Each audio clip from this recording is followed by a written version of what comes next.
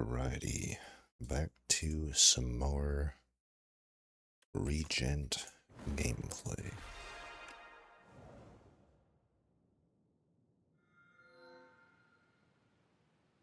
Ooh. These are all good. Usually the poultist I would think is best.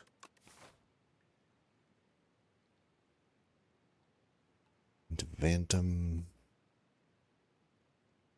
It could be a little risky into Vantum.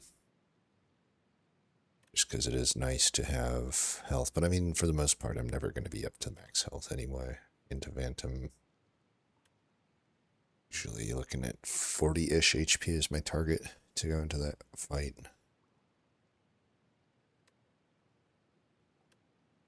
I think I will do the poultist. Technically speaking, paperweight doesn't actually perform that well for me. And I can see it. I mean, there's actually a pretty good chance. I think people underestimate the chance of bricking it or just having an underwhelming this card. But, you know, poultice is harder to brick. It just does come at a cost. But even if you brick, you're still removing two cards. Two starter cards. Two bad starter cards. So yeah, probably just do that. Okay, Hegemony was good. Parry is pretty bad. But it's good if you get Sovereign Blade. Even if I just get Sovereign Blade, it's not necessarily good, but, you know, having it early at least gives us some direction. I'm definitely not sad about Hegemony, though. Hegemony, or however you pronounce it. As far as paths go, I do see a 3 campfire path, and with a late shot, but it only has 1 elite. But 1 elite into Bantam is acceptable, because Bantam's broken. I will also say that I am further not incentivized to go Sovereign Blade when Bantam is the boss. And literally any other of the 6 bosses of Act 1, you could be fine, like, building into parry, but it's iffy here.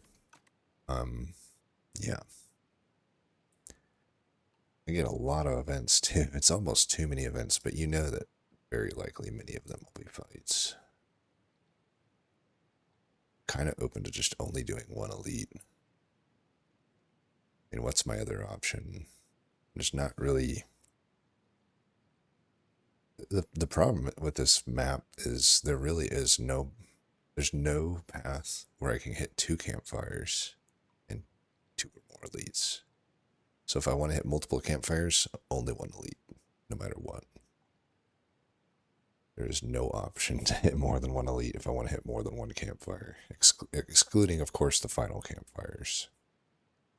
So, with that in mind, and the fact that it's Vantum, and I don't necessarily have a good elite fighting set of starter cards, and I can just be really greedy with these question marks, I think I do like this path. So, that's what we're going to do.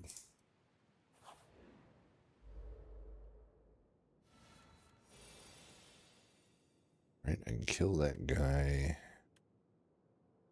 and this guy. I do wonder, though, if I should put just damage on the big guy, because this guy only does 4 damage. Like, I could just go... Yeah, I think damage the big guy. I can already block this guy anyhow. And then just any damage kills him, any strike.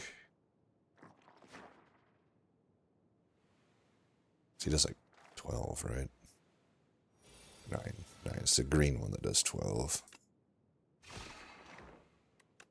Then we can play every card because we have hegemony.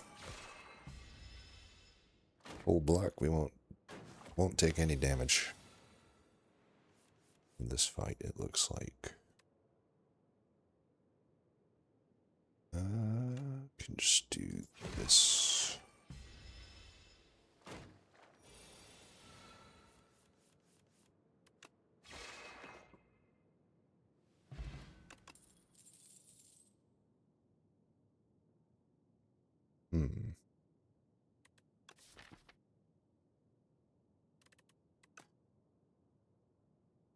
it be weird to take Cloak of Stars here? I mean, I guess technically Astral Pulse is somewhat good in Devantum because it's double hit.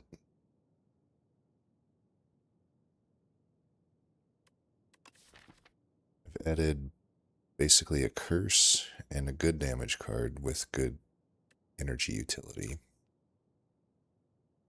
Energy doesn't obviously combine with these zero cost cards, so you know, these cards don't really synergize with anything that I have going on, other than I could argue that Gamma Blast does somewhat synergize with Hedge Enemy. Just from the damage being increased on the vulnerability. That's about it, though. I could argue that the Cloak of Stars could synergize with it to play it the same turn, since it does cost 2 to play this thing, and having a 0 cost block card makes it smoother to play. Astral Pulse doesn't necessarily synergize with anything I have other than the fact that it is really good early. And it is technically good in 2 Phantom, but do I really need like a really good early card when I've got like an act full of question marks and 1 elite? I really should just build toward Phantom first and foremost. And if I'm building in a Phantom, Gamma Blast and Astral Pulse are just not the answers because it's too much, and I may or may with questionable amount of card rewards, I may not end up with any star generation. So I think I'll just take the Cloak.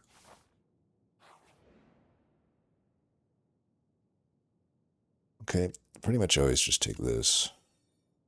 Alright, early Book of 5 Rings, not too good.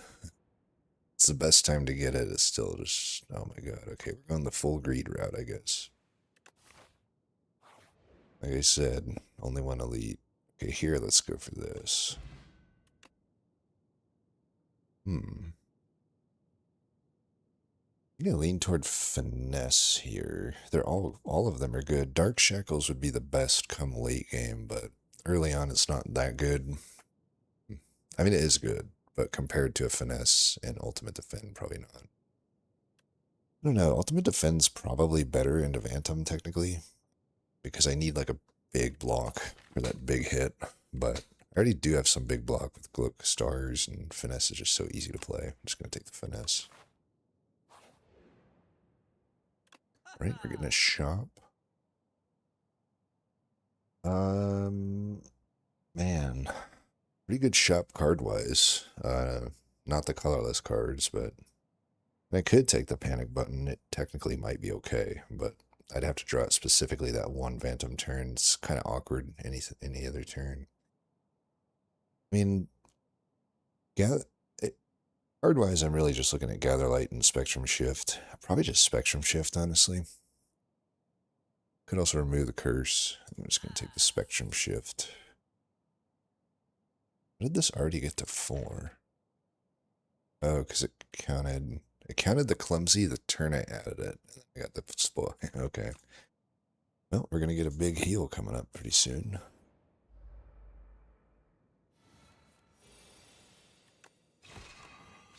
Guess I could have drawn first, but I know what the options are when we drew every non-starter card in the opener. It's pretty good. Yeah. And the double curse is definitely going to be tough. Okay, fruit juice. Interesting. Doesn't really matter if I use this now or later. To be honest, there's not a whole lot of reason to hold it in this game because there's no toy anthropometer, and like the only potion relic is like a shitty temporary strength one. Okay, I like the hidden cache here. Patter's also like acceptable. I suppose the spoils would open up parry, but spoils just so much worse of a card than hidden cache and patter at this point in the game. I don't really need to make parry work. I think I like the hidden cache here. It makes this Cloak of Stars easier to play, and then opens up future card rewards. Right, we didn't get the full heal, of course, but that's just par of the course for Book of 5 Rings. Of these, Spectrum Shift is always the best upgrade, technically speaking, but I do have to wonder if maybe Hedge Enemy right now is better, but I think for sure we'll just do the Spectrum Shift. Makes me less draw order dependent being able to play it. Well, this kind of sucks because we don't have any heal. I guess I'll do this. I don't really want to keep doing that. I got so lucky there, though. I got literally the best possible upgrade I think I could have got. I'm good with that. I've already lost so much max HP. I don't want to lose more. Bellows. Interesting. Pretty good, I guess.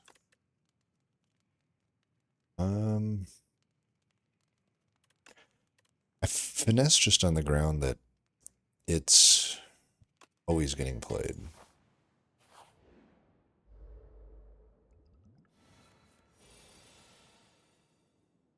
I guess I'm going to gain back 5 mates max HP. I'm also holding it because I don't know off the top of my head, but I think there is a possibility. I don't know if it comes in Act 1. I know it comes in the later acts, but there is an event where I can trade potions for stuff. So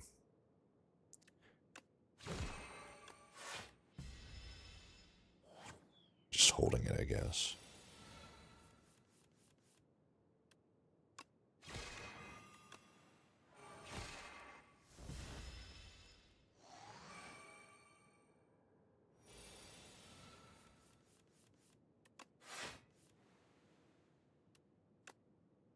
Generated an ultimate defend. Did I play the cash or the strike?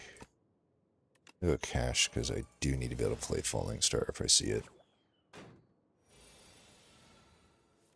Discovery. Spoils is being really nice to us. Lethal.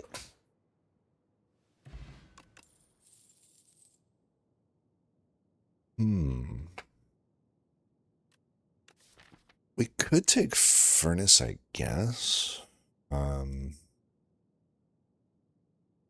It's again not necessarily that good into Vantum. It could be good into any of these elites, maybe. It's just like Bagan and Crush Under at this point are pretty underwhelming to me. Bagan is maybe okay into this fight, especially because I do have the spoils map, which is like a continued dead draw in that fight. At least with like Parry and like Clumsy, I can get them out of the deck without a Bagan. But with the spoils map, the Bagan, if I can hit it on spoils map, would help a lot. But I don't know. Furnace is just more valuable at this point. I don't like Furnace that much, but at least now my parry kind of isn't completely useless. It just gives me actually another block option, if anything, and then kind of scales me still. It might be the best upgrade. I mean, it's kind of underwhelming, but over a long fight, it does represent a decent amount of forge. Parry could be okay as well. Hidden Cache is probably the best upgrade at this point, but I just haven't added any other star cost cards, and we'll fight an elite and then get this shop, but I'm trying to think. We should be Furnace for the time being. I'd have to top deck Furnace in this fight for it to be super useful.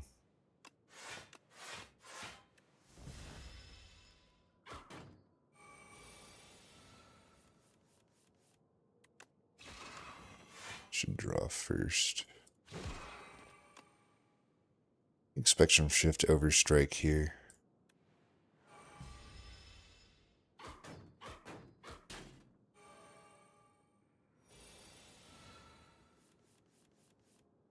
Alright, we got a bunch of energy. We know exactly what it'll play. Apparently one strike. But, you know, I can play the whole hand, so might as well. And if anything, I don't have to draw it.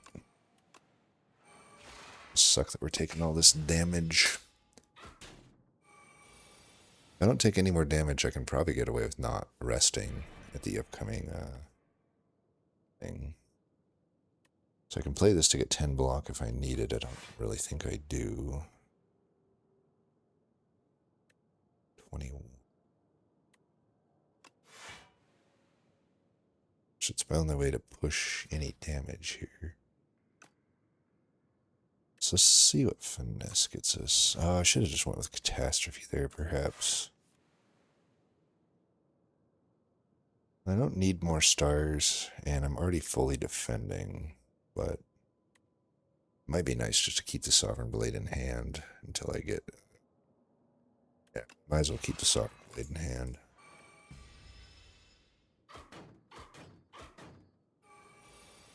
Definitely could use a good... Okay, jackpot definitely work here. Want to do that? This just kills, right? Yeah. Well, jackpot, if I generate it from a spectrum shift, often will get me some star cost cards. Tuning fork. Celestial might... I might need it. You know, I've already removed a strike, and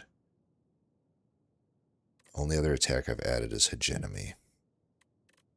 It really sucks to look at this card reward and have to take Celestial Might. Because Glitter Stream and Spectrum Shift are so good. I could just say YOLO and go with the Spectrum Shift, second Spectrum Shift. Still might be a little slow into this fight. Whereas Celestial Might, you know, it's gonna... I think I just have to take it, unfortunately.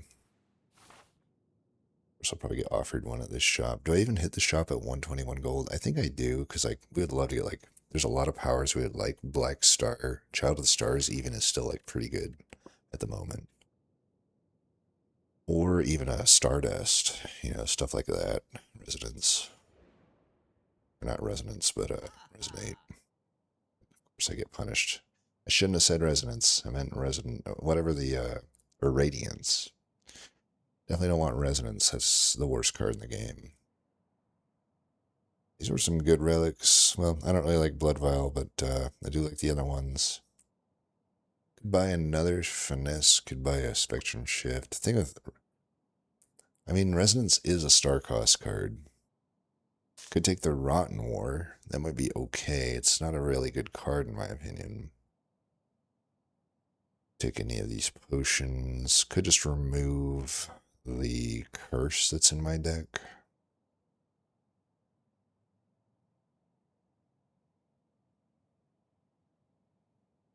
I'm leaning toward just buying another Finesse. Is that weird? Or should I take the Awful Resonance card because I technically do have the stars to play it? It just doesn't help against Phantom. There is there's a like just a 2-strike turn mixed in there, but it's not even like the threatening turn. The threatening turn is the giant attack.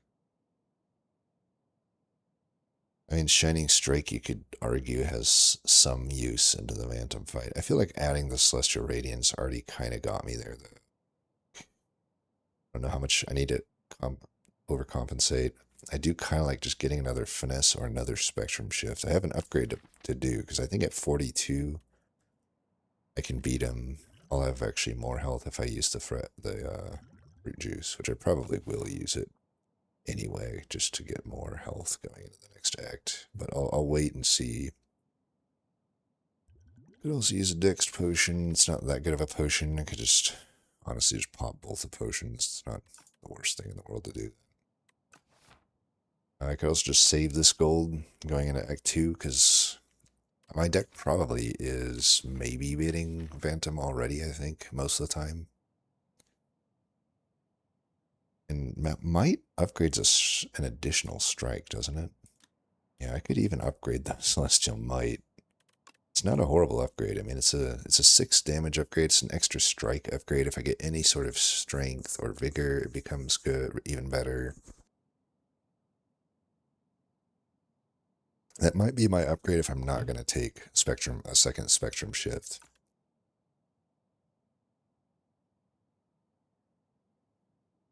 The second Spectrum Shift is just kind of awkward in a lot of fights too. I mean, the only synergy I have with it is the fact that I have a Hegemony and I guess a Finesse. It's like I can use a Hegemony to get the energy to actually play the extra, 2 cards generated a turn.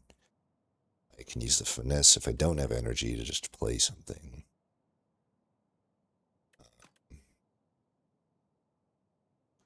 I'm just going to take another Finesse.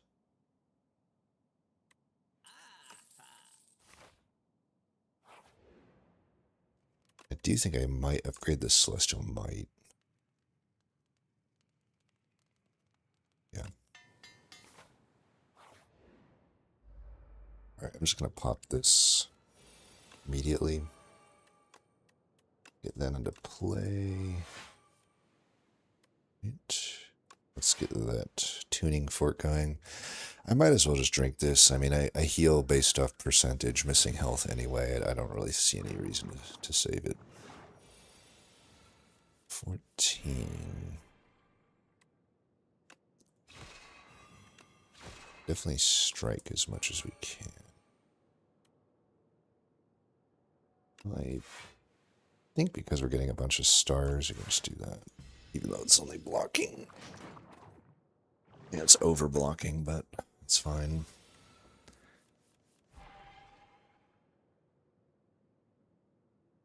Of course, this is my fucking hand on the big turn. Parry's not even affected by, or I think it is affected by dexterity. Well, technically the most block here would be to do parry plus blade. I might just do it. Really annoying though. You know, I have 2 finesses, Cloak of Stars, Falling Star. It just draws me a fucking defend. Whatever.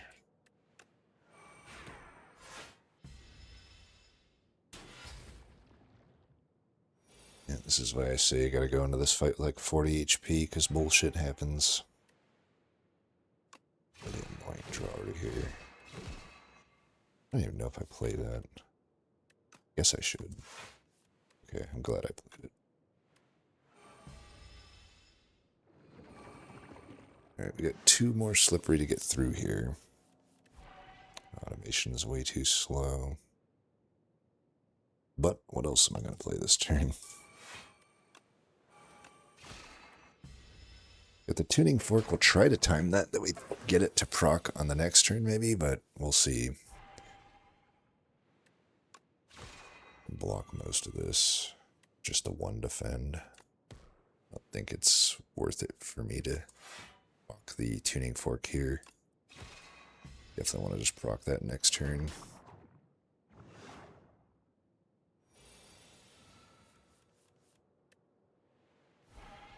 So we proc it there. We got the Sovereign Blade. Let's see what splash gets us first.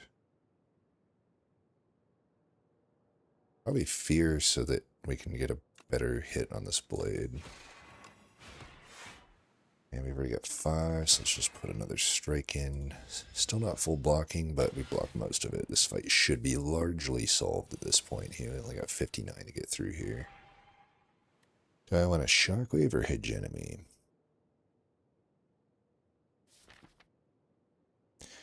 Hegemony is only good if I specifically get Celestial Might next turn. Otherwise, I'm most likely 3 energy. It is 18 immediate damage, and it does set up Might, which I will draw a little over 50% of the time. The Shockwave now, it does give some extra energy on the Strike and Omniscience, or Omnislice. I think we do this. This is a good amount of damage. 27, we don't got much to get through here.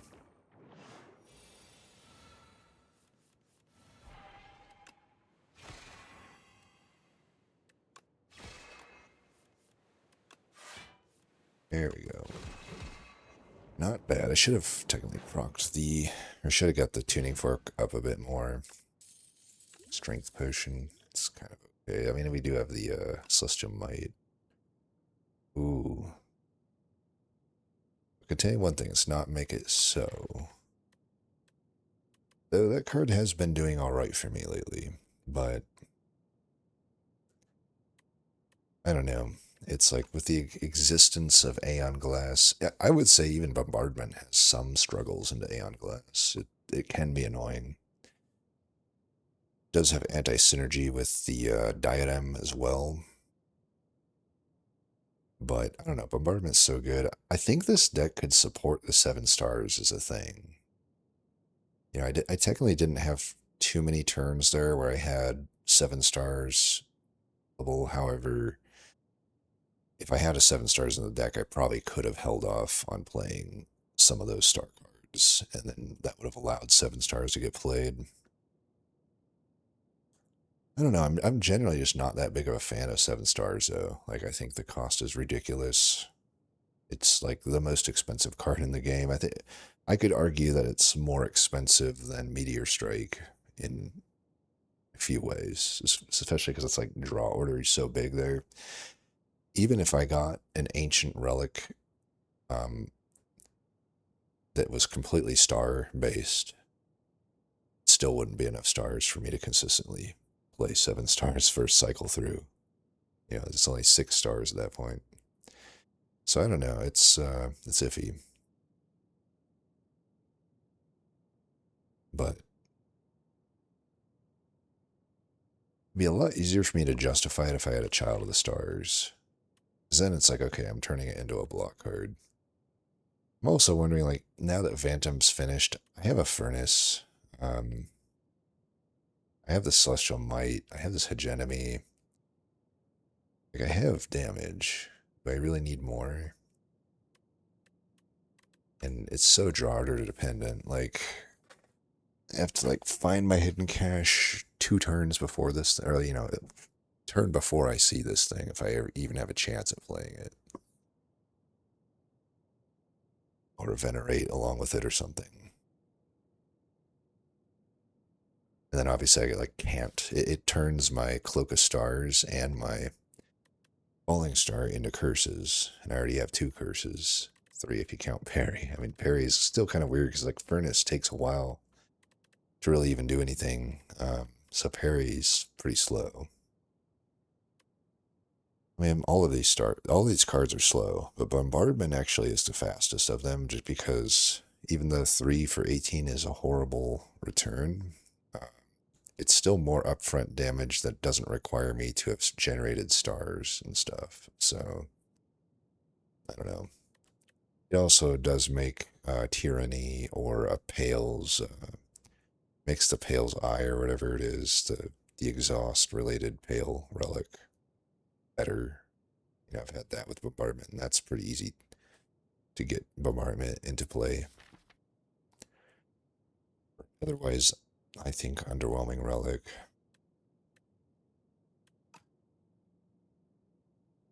The thing with Make It So is it's like, I don't have any reason to take it right now, but very often you can end up with synergies. Like I'm always finding new synergies with Make It So. It's like I think I just got done with a run not long ago where it was like it had the artifact there where you create like an ethereal copy of the card, the first attack you play, or something like that. And the ethereal copy will come back from your exhaust pile. You play your skills. So it's like I ended up, you know, these fights, I would have like 4 or 5 Make It So's pretty quickly. So all of a sudden it's like a card that just for free is doing like 24 damage. But again, it's like I have to like, it's all speculative. I feel like Bombardment, the thing I like about Bombardment is for 3, it is an acceptable play. So even if I never get the exhaust synergy, it's still like, okay. Whereas Make It So, even by Act 2, it's just not maybe that good on its own, I feel. Like, sure, it's 6 damage. It's like a slice that I don't have to draw a lot of the time. And sometimes I can play it twice in a turn. But other than that, if I don't have any specific synergies, it's like a slice. Is that really worth a rare? Like, the Bombardment represents a lot of damage for 3. I think let's take the Bombardment.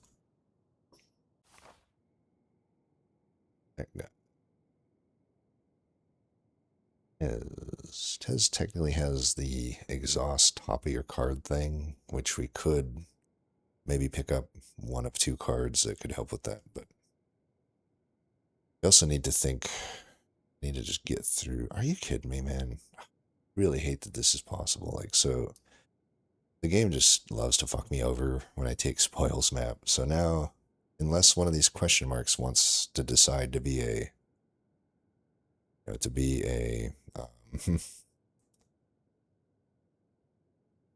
shop, then I'm kind of fucked. God, that's annoying. That's so annoying. Well, if he offers me compass, I'll just take compass, honestly. Compass is one way to get around that. Let's really hope that he gives me compass. Otherwise, we got a shitty act coming up.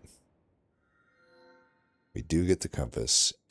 Unfortunately, it's against a storybook, but I actually think in this situation, the compass might beat storybook. As crazy as that sounds. I mean, storybook would add me some proper card draw, which I don't have right now. You know, I have card cycle with finesse, but it is not really card draw. The energy gain, I actually don't think. I mean, it would be obviously be useful, but especially with the bombardment. But because I have hegemony, I think the energy gain is that actually impactful as it normally would be. Coco, and I don't like Coco. I don't know why people tend to like Coco. To me, this is easily one of the worst ancient relics in the game. This feels on the level of a just normal relic. You know, it's like a lantern on steroids, and lantern is a common relic, so I could say it's on the level of like a rare relic. But it's like, yeah, some runs you can get the bread, but that's like, how often is that happening, right? If you're not doing that, and if you're not getting ice cream, it's just like not much going on with Coco. Yeah, I don't get it. I don't get the love for it, but hey, more power to you if you like it. Storybook is really good, but I think I'm taking Compass here, because look at this map. Like, beyond the, this bullshit here, it's like, because I'm telling you, like, as good as Brightest Flame is, me being able to cash in on the, basically, you know, all that money, is pretty important. It's a very powerful thing to do. Plus, I get extra relics because I get guaranteed 2 treasure chests out of Golden Compass. And like the lead up here just kind of sucks. Yeah, I'm going Compass. So now I get the shop after this bullshit. I like that.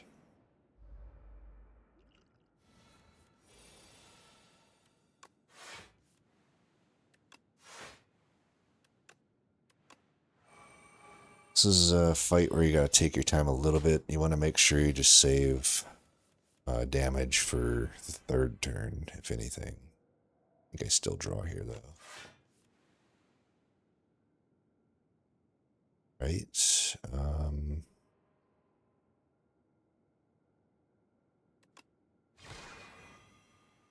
I guess we're just parry Celestial Might.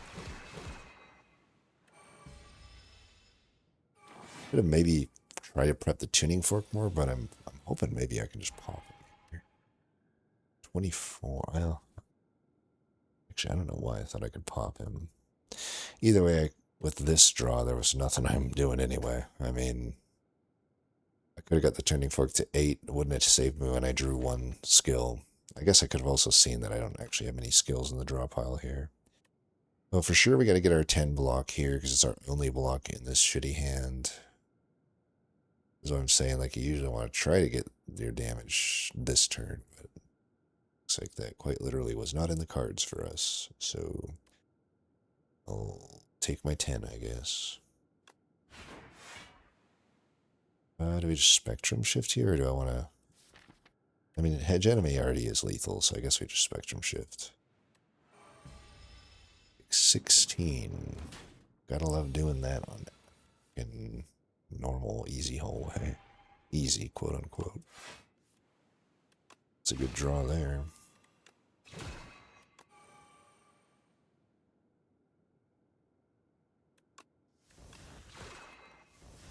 Beta just pulling the blade in. Maybe I should have done that. That would have been better, right? Because that's actually lethal. Should have just done that. Okay, we got it anyway. Harm no foul. We got the tuning fork ready to go for next fight. Ooh, now we got particle wall. I think we definitely take that. We've been wanting a star cost card, and now it's a really good one. I mean, I love it because it's like an X cost card that you get to choose what the X amount is for the most part. That heal was pretty good. All right, Book of Five Rings, I see you. I'll give you some credit there. That was a pretty good heal. Well, I have no AoE whatsoever at the moment. But is AoE actually that important? It can be. And it's okay. I mean, it's 12 AoE if I get any. I have that and this upgraded Celestial Might, I could probably take a terraforming. But Squash just immediately, I think, is pretty good with this deck. I haven't I passed up the Gamma Blast, so it'd be my only way to really stack vulnerability at the moment. And, the Bombardment, the Sovereign Blade, this big Celestial Might, the Hedge Enemy, these things all benefit from vulnerability. I think I'll take the Squash. Which is, by the way, apparently not a squirrel. Apparently that's a foot. Yeah. Let me know. Let me know if you always thought that was a squirrel, like I have. But no, it's a foot. Yeah, let me know what you always thought that card was. Oh yay, this guy, 19 damage right off the bat with nothing I can fucking do about it. I'm so glad I prepped my tuning fork. God. Ugh, so annoying. So fucking annoying.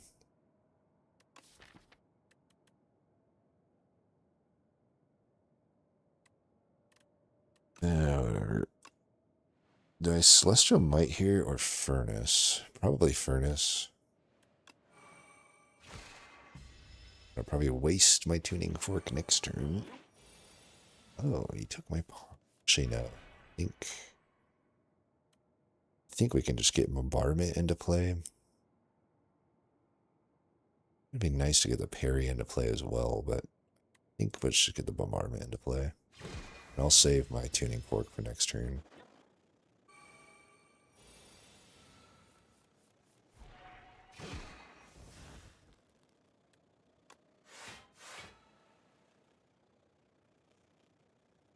Yeah, this guy hits like a fucking truck. I think we hit Genemy here instead of Squash. I need to just hit the Flutter rock. Granted, I didn't really need energy next turn. I don't know, it's hard to say. The vulnerability just doesn't do anything at the moment because he's halving all of my damage.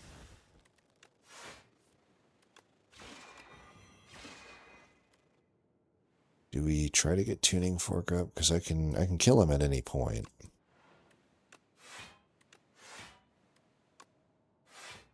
Next turn, I'm guaranteed kill him, so I think I should try to get that tuning fork up. Of course, I'll probably just not draw any attacks again. Ooh, Gambit. Ooh, that was close. That almost killed him.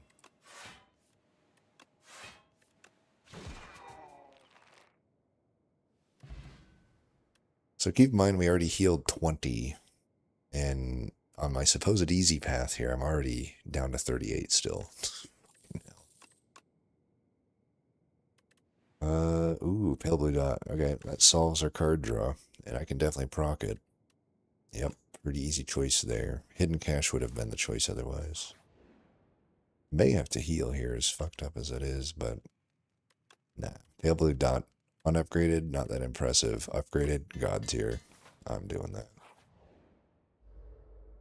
These advanced hallways should be easier than the non-advanced hallways for the most part. Let's proc this. Well, I still don't get to full block, it looks like.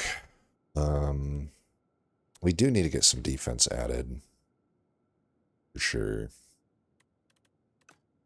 but would Spectrum Shift be better than Bombardment? Oh, that's interesting. I didn't realize upgraded Bombardment actually does the same as upgraded Celestial Might. I guess they both do the same unupgraded and upgraded, but yeah, I gotta imagine this getting in is gonna be better here. It does suck because it can't really choose which one to go to, but that's okay. Just getting the damage output in there is worth.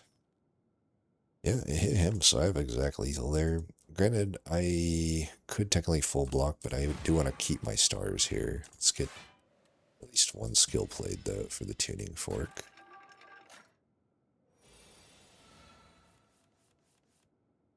Squash, not so good in this fight.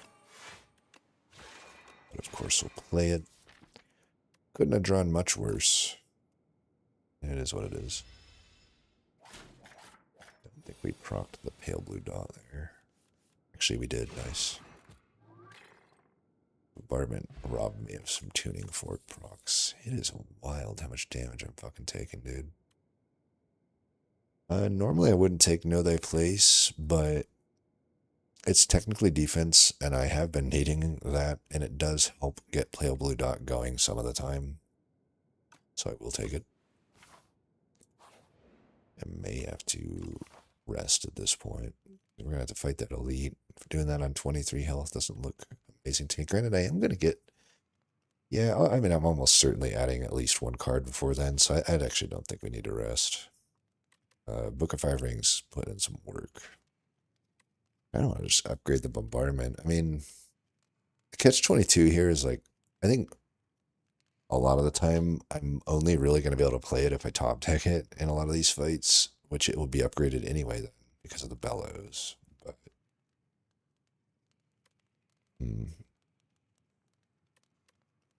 could also upgrade Know Thy Place. I mean, if I have Know Thy Place upgraded and I got 2 finesses, Particle Wall, Cloak of Stars, like I will just always proc the pale blue dot. Could help me eat through Ion Glass stuff. Yeah, I don't know. I just don't know if it's like the priority upgrade at the moment. Parry is starting to get better. Parry is not getting played much, though.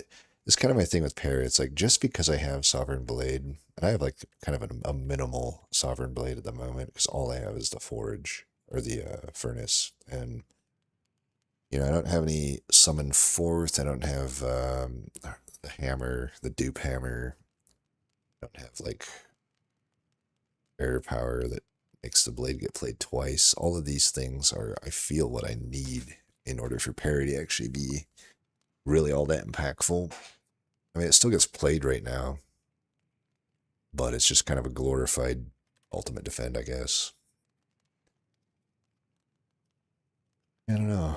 Know Thy Place. I just feel like Know Thy Place is a weak upgrade. Like, do I really need that upgrade? Maybe. I don't know. Weakness does become pretty good from here on out.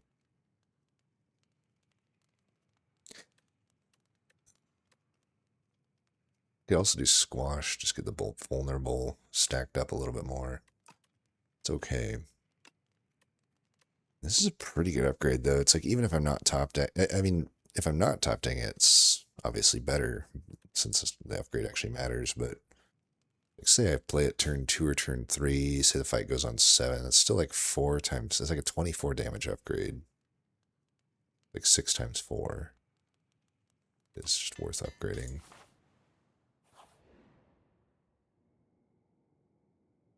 Alright. We'll just do that. Not bad. And then we'll get our money and remove the curse. Big swing here. And we got a pretty good relic. We're getting some good relics. Right, time to get our heal on. Unless I want to do the Chosen Cheese to get my max HP back. Which I absolutely do not. I don't know why, but I feel like this should just be like an Act 1 only event. Does that seem reasonable? I mean, it's like the Chosen Cheese, the later you get it, the more useless it is. And just just adding common cards to your deck is like an Act 1 thing. So why is this an Act 2? I don't know. Still, though, it makes it so, if anything, I can maybe even proc the book twice. I mean, I'm only up to 43, and if I get a good shop of buyable stuff, I can add 2 here, and then I just have to add like 3 or 4, and maybe a card there. Just go with this. Right, Cosmic Indifference. I don't see any big reason to take it. I mean, that would allow Perry to play a little bit more. Because I can take the blade back out. Hatters still has the Celestial Might. I don't know, though. Patter is a little rough because it's always, if I have Bombardment into play, Bombardment's going to proc it if I'm trying to, like, save it for Celestial Might or something.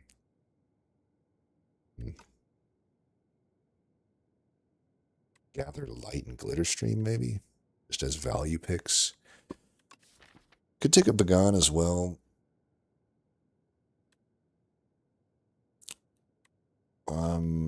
It's not too late for me to maybe want to play Bagan. We may want it. Glitter Stream Begone. And the Glitter Stream right now is kind of tough to play. I have the Hegemony, and that's the only way to comfortably play it. I don't have any energy-related stuff otherwise.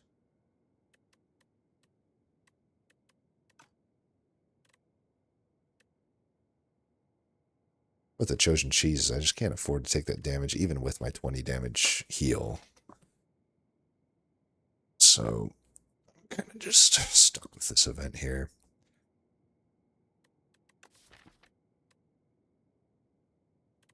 Definitely got to add at least some defensive card here. You do Gather Light, for sure. And then, does Cosmic Indifference have anything other than the blade? Not really.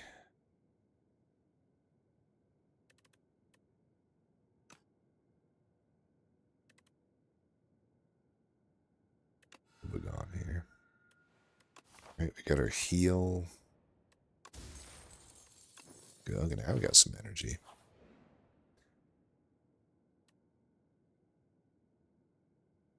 I can immediately remove that. Perfect Fit's not that good.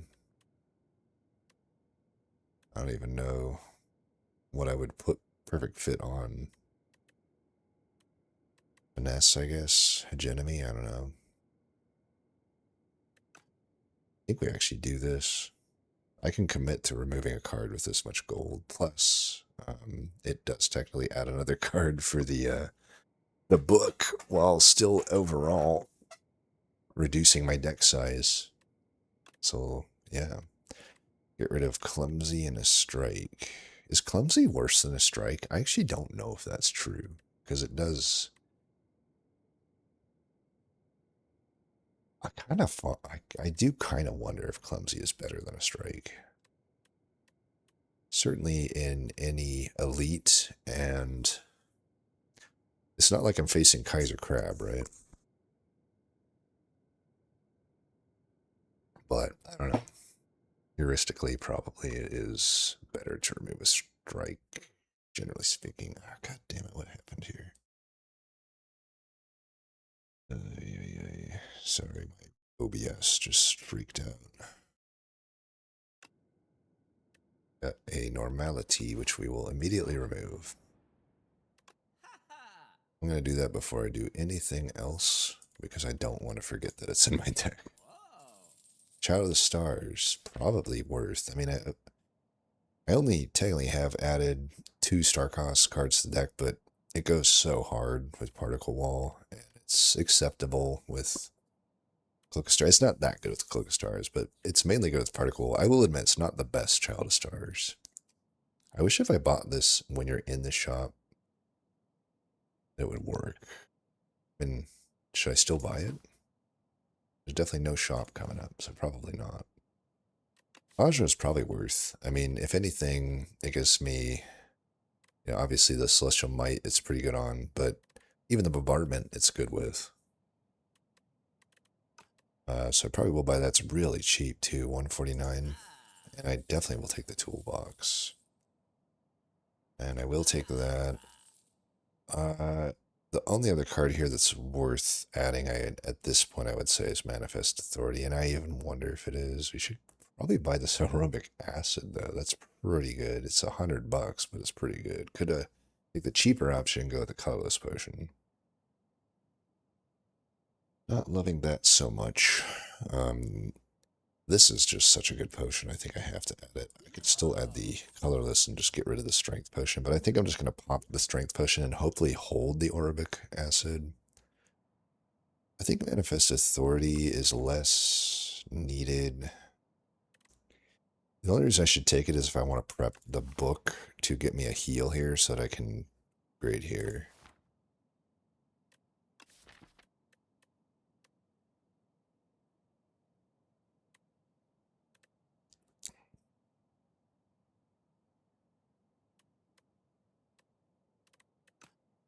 I don't know. I don't know if I should really be trying to play into Book of Five Rings here and adding a Manifest Authority. I'd say at deck size of 25, this feels okay. The deck is pretty prone to bottom decking Pale Blue Dot at the moment. Like, I do kind of need some supplemental card draw, I think. I need, like, a really big card draw card. And technically, Thinking Ahead is... It is card draw, but it's not, like, that good. It's a one and done, and it doesn't even dig through your deck that well since you put the card back on your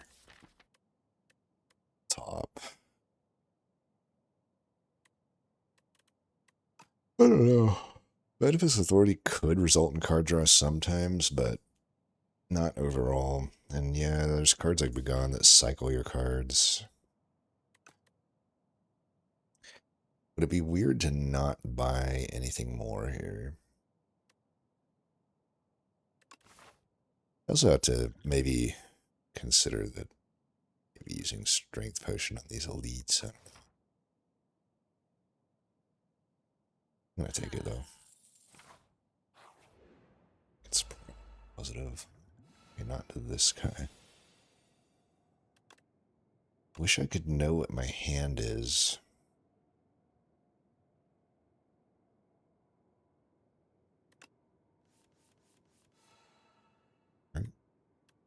Retaining particle walls, pretty good.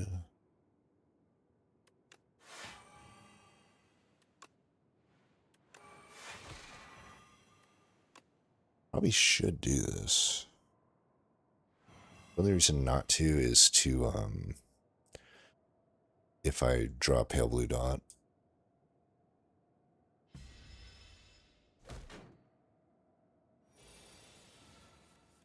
Of course, I immediately draw it. So that's pretty cool. It's 40 damage. Could do even more if I use a Strength Pot. I am debating probably using Strength Pot. I probably should have used it already, but...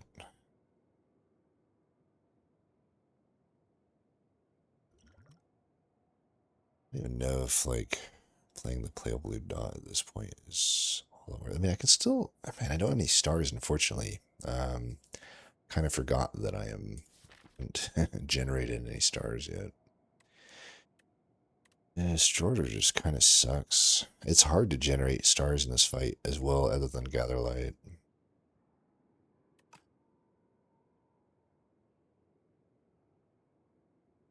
I don't know that Pale Blue Dot's getting played with this. Because the multi-strike turn is coming up, so Finesse is not even getting played. So, like, I don't think Pale Blue Dot makes sense here. Definitely should pop. This fight's already is starting to look bad. Maybe the only question right now is, like, is it Squash or Manifest Authority? I think it's Squash. This, of course. We've got half his health gone.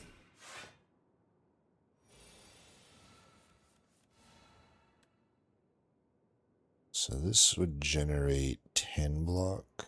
Or no, it would generate 11 blocks. That is positive. For sure we do this.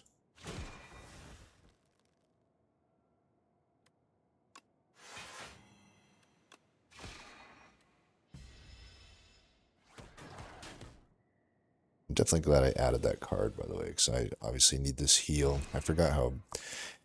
This Dorito guy is just... Worst. Okay, we got our strength potion back. Pantograph. Very interesting. I love Pantograph. Bulwark. Pretty easy add here. Got our heal. We'll never slander the Book of Five Rings again. It's pretty good, isn't it? Can I get away with healing here? We know it's either Decimillipede or Entomancer. But 38's kind of scary to go into either of them at that with. I can get 19 healed here. So it would be nice to just upgrade a Bulwark or upgrade a Child of Stars, you know, any of these things. I will say the upgrades are somewhat less good when I have a Bellows, but it's too bad the Bellows doesn't combo with Toolbox. For some reason I thought it would, but I guess when you really read it, it makes sense that it doesn't. I wish it just said your opening hand is upgraded. But nope, I have to draw the card.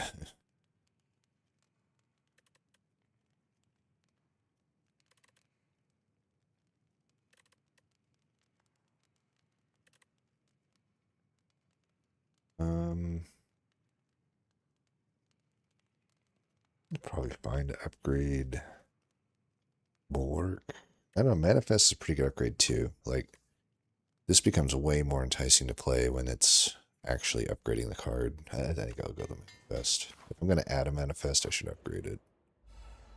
Okay, of course, I get the harder fight. I think Fisticuffs.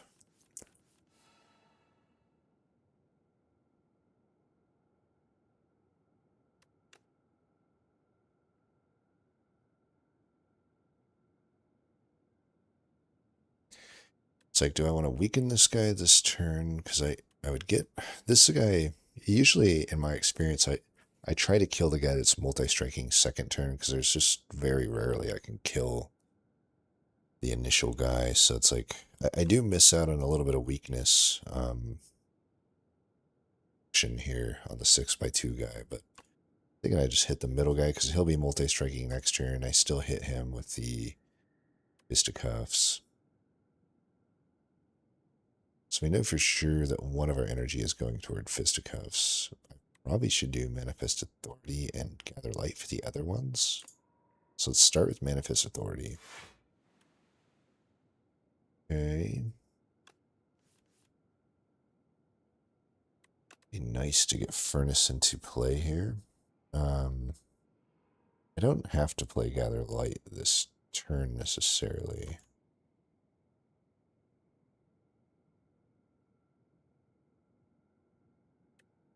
So I do have the Particle Wall. Or I could do the Particle Wall. Yeah, I think I just want to do this. Just almost forgot that. 25 blocks most of this. If I really want, I can Particle Wall here. And what is it? It's 12, 17, 26. I'm only taking 1 damage. It's not worth Particle Walling here. I also think I'm going to try to save this Strength Potion for the boss. Looks like I actually have a pretty good start here.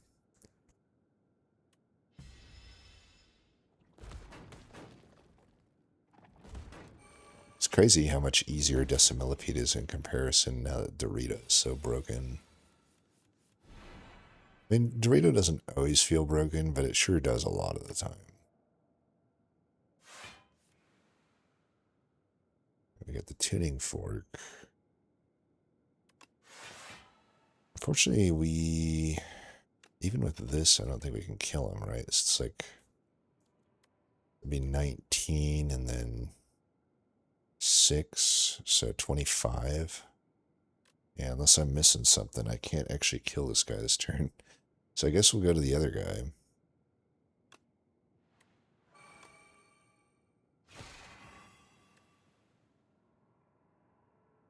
still like kind of pretty close to full blocking, right? We got 16, 9, so that's 25 and 30. I'm only taking 3 here, so do I really actually... I can full block with the defend.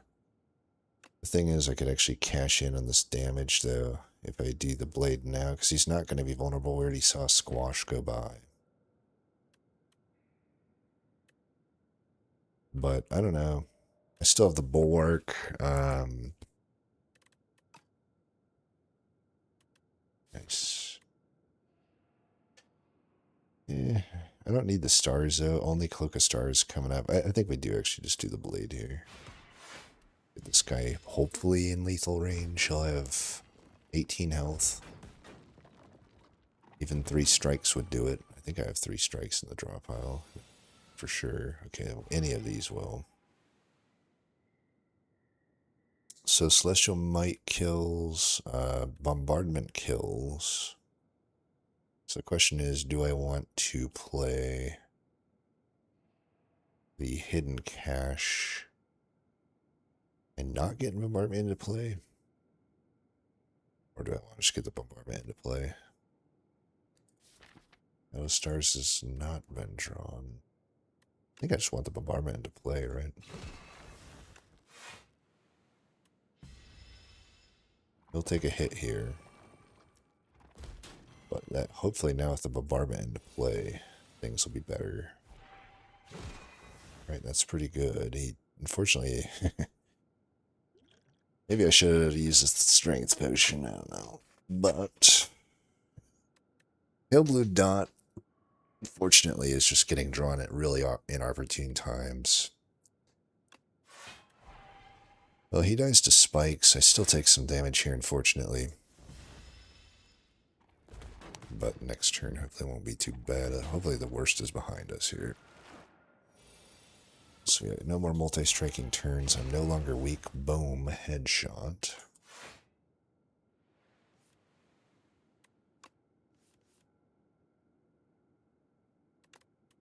It is lethal. Unfortunately, I have no additional skills to play for the tuning fork. I mean, I suppose I could maybe be...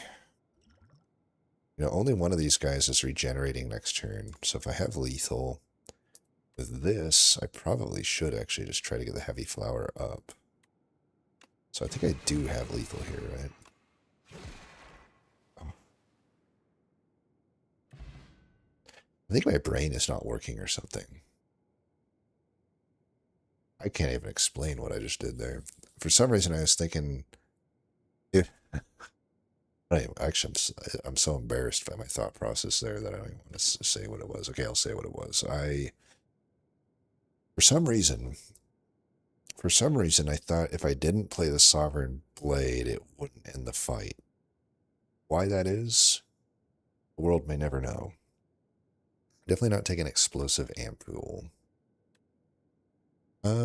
See, in a fight like that, I'm like, it didn't seem like I had enough stars, but this is an upgraded Gamma Blast. I'm very tempted to still just take this. And we have the Pantograph, so I can get away with just upgrading at the next fire. I guess I could... If I'm going to add Gamma Blast, I definitely should upgrade the Hidden Cache. But I don't know, with only that Hidden Cache and the Gather Light, it's iffy. You know, we got that Particle Wall, but... And to be honest, Gamma Blast doesn't typically perform that well for me, but if it's upgraded, I think that's a different story. I mean, it's 18 for that amount of damage. I think we got to take it. I will upgrade, I guess, the Hidden Cache. I have such better upgrades at the moment is a thing. But I don't know.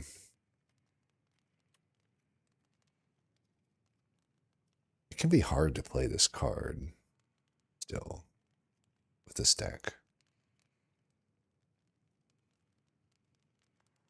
And if I do just simply find like another Hidden Cache, this upgrade's much worse. Or even just finding a, Royal Gamble or something, or a Big Bang. then it's like I would have much rather either had the Child of the Stars or the Bulwark in. I think Child of Stars probably is not worth upgrading at the moment, though, if I'm not going to have Star Generation. I will say, now that I've added Gamma Blast, Falling Star probably should not be getting played much. To just still just upgrade this Bulwark. It's 3 block, 3 forge. That's pretty good. Just an extra star. I may almost argue Venerate is a better upgrade than Hidden Cache sometimes. Hmm.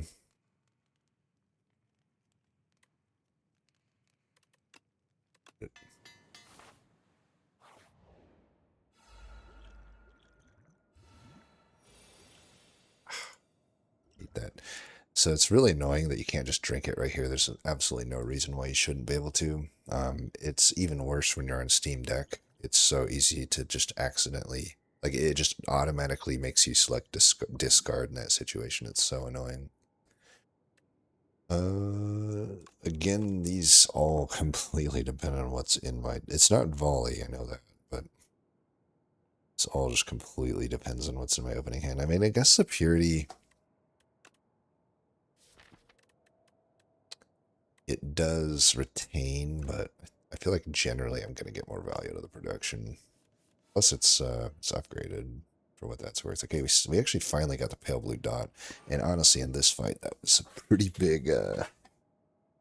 That's a pretty big one right there. Okay, I guess we're just stacking them right now. I have no stars now. There's no reason to play production here.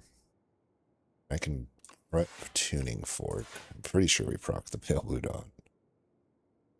I'm just thinking now, like, can I actually, should I take the draw decrease? I usually just take the damage. Of course, we fucking, because of that stupid shit, I missed out on my strength there, but whatever. I think I'll still take the damage. It'd be nice just to have an extra 2 cards each turn instead of just 1. Right, we could just do bombardment here. Unfortunately, if I had 1 star, I could play this. I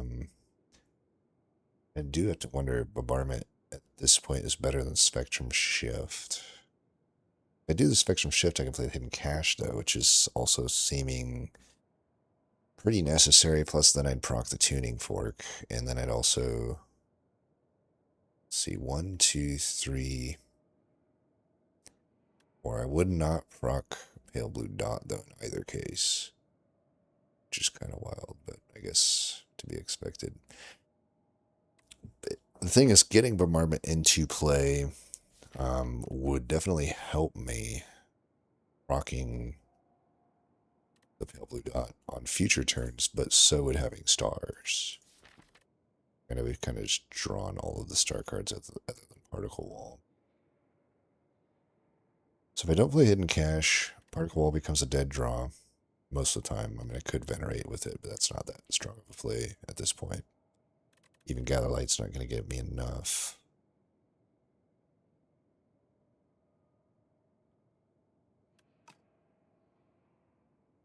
I'm going to take 19 damage right now if I play Bombardment.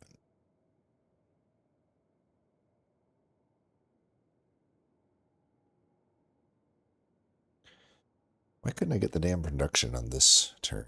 I swear the old upgrade made it retain, if I'm not going crazy. Would have been awesome. Or if I would have just, properly prepped my Happy Flower like I had intended to, then this would be a much easier turn. I would just bombardment and hit cache. I'd still take 19, but I'd be like feeling better about it.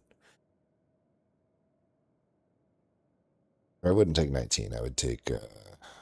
Of course, my tuning fork wouldn't be it wouldn't be on the same number though, probably. Hmm.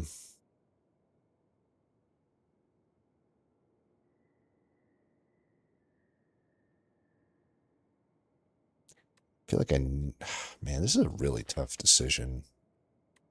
On one hand, I can get this spectrum shift going. It really bites that I can't get this into play. It's 27 damage every turn. In fact, it's 40. Yeah, I think we gotta get this into play. I'm gonna try to save this Orbic Acid, but I may need to play it if we get another bad turn. Or if we get another turn taking bad damage, I should say. Okay, we can proc that.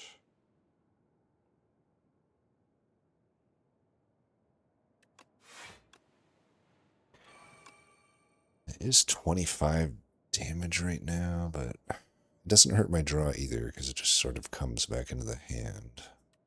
But if I Venerate, then I can play Particle Wall.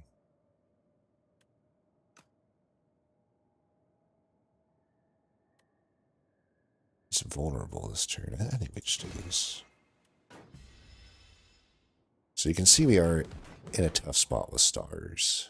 It's really tough for me to generate them because if I'm drawing them, I don't know, like draw order just matters so much, unfortunately.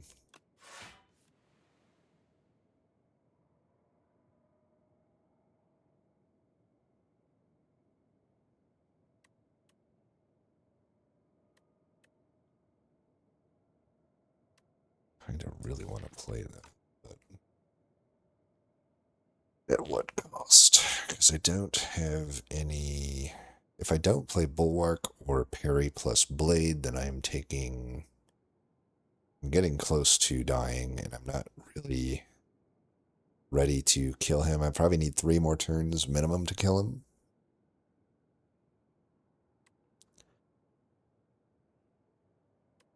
Oh, the Hegemonies, though, I feel is such a powerful play to make here. And I could play the Thrumming Hatchet along with it, because he's not attacking the turn after. I'm not in, like, close enough to die from 6. I think we do make that play. I might actually be able to kill him before he ever hits me again. I'm thinking.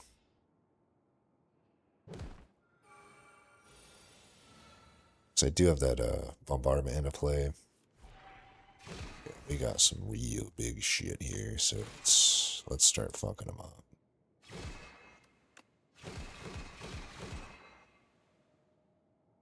Do I want to strike here?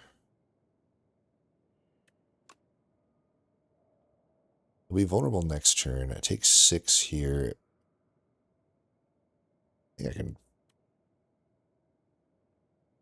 I probably won't be able to kill him next turn. I'm trying to think. It would be tough. I need to draw pretty well. I may just want to get Parry and Spectrum Shift into play then. I'm thinking that way I have an option to block next turn.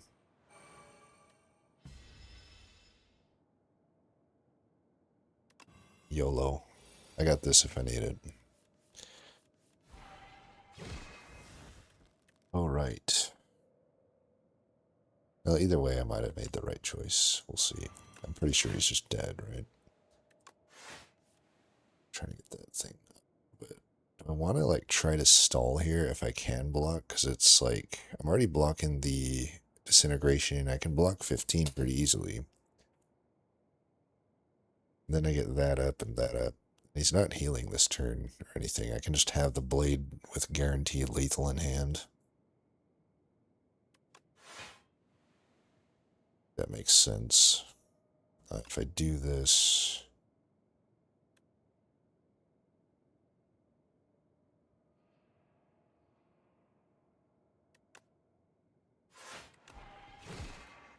Let's try to get that up to 8.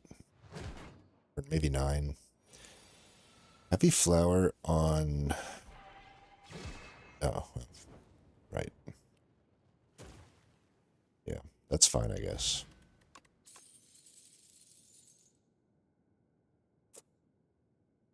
Yeah. All 3 of them are cards that are, like, decent. but I really can't be adding another star cost card, as we saw there. So it's probably just Bundle of Joy, which doesn't have that much synergy, but it just is kind of valuable. It has some synergy with the Pale Blue Dot, somewhat. You really would want like an Arsenal or a Pillars at this point. The deck would really want that. I mean, I've got Manifest, I've got Begone, I've got Spectrum Shift, so a Bundle of Joy. I mean, I could YOLO this other stuff, but, you know, I can't rely on. We really haven't, I don't know. Okay, no Aeon Glass.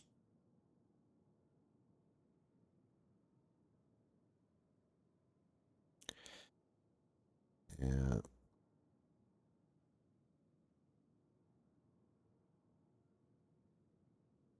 Hmm.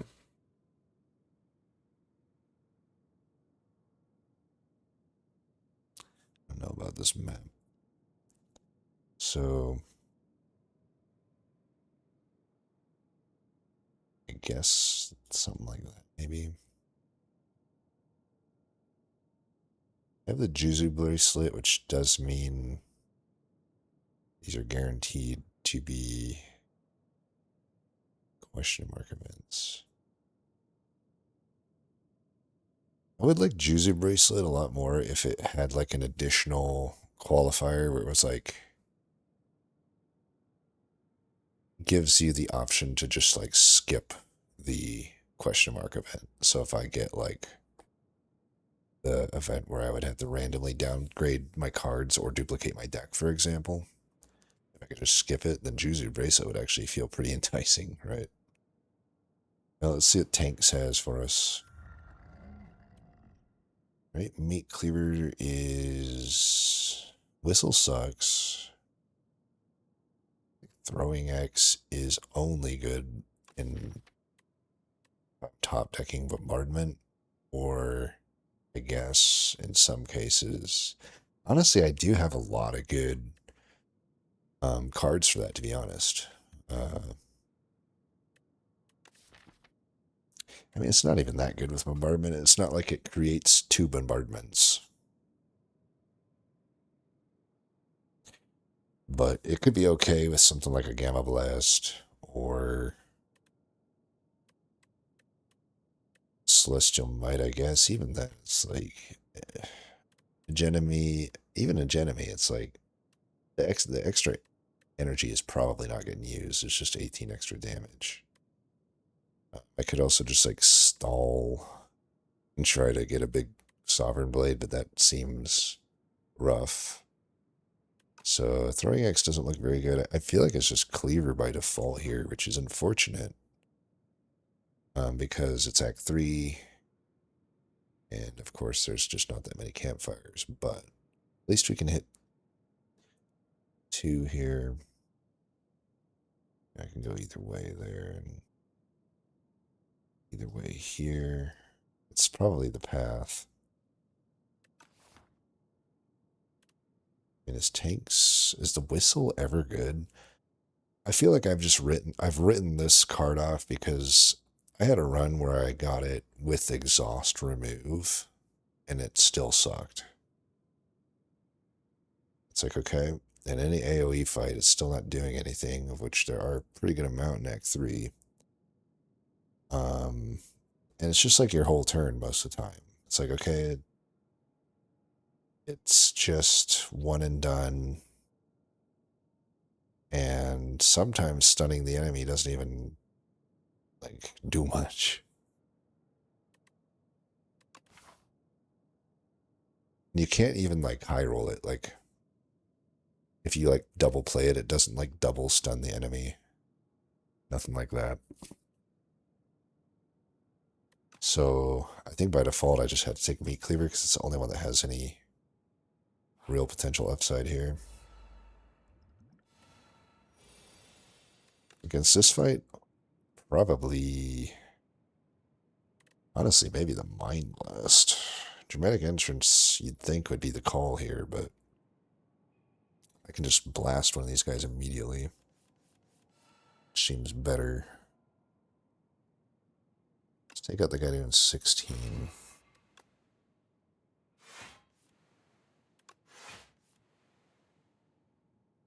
Well, if I can fully block this, maybe I just put the damage over here. So I'm already blocking this guy. Can I get 12? I feel like I can. Pretty easily. This is 11.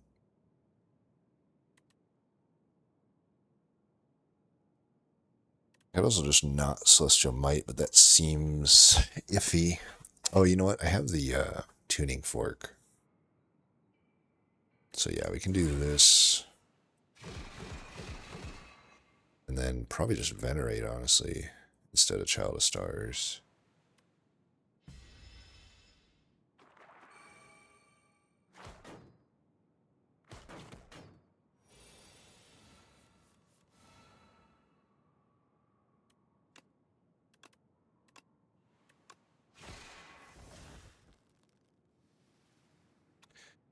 What an annoying fucking hand.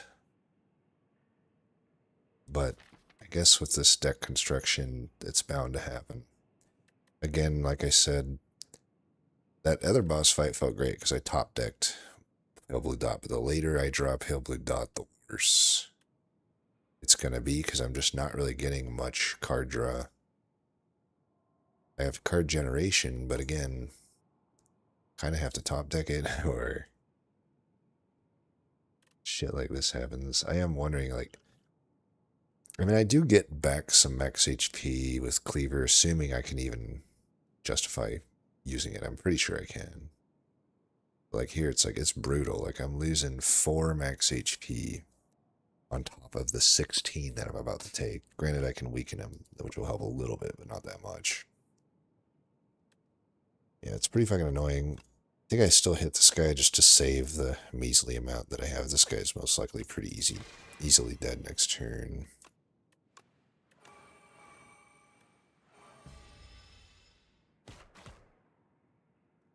Hate this fight.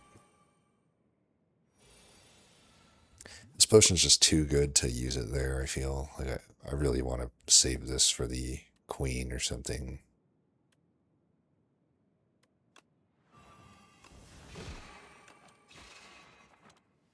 We should have prepped that tuning fork up a bit more. Man, as much as I want to take that, just can't do it. I don't even know if I should be adding a patter here. I mean, the Guiding Star is really good card draw, but well, it's not really good, but it's good. But I just can't do it. I can't generate the stars for it. We're in a bit of a rough spot in that regard.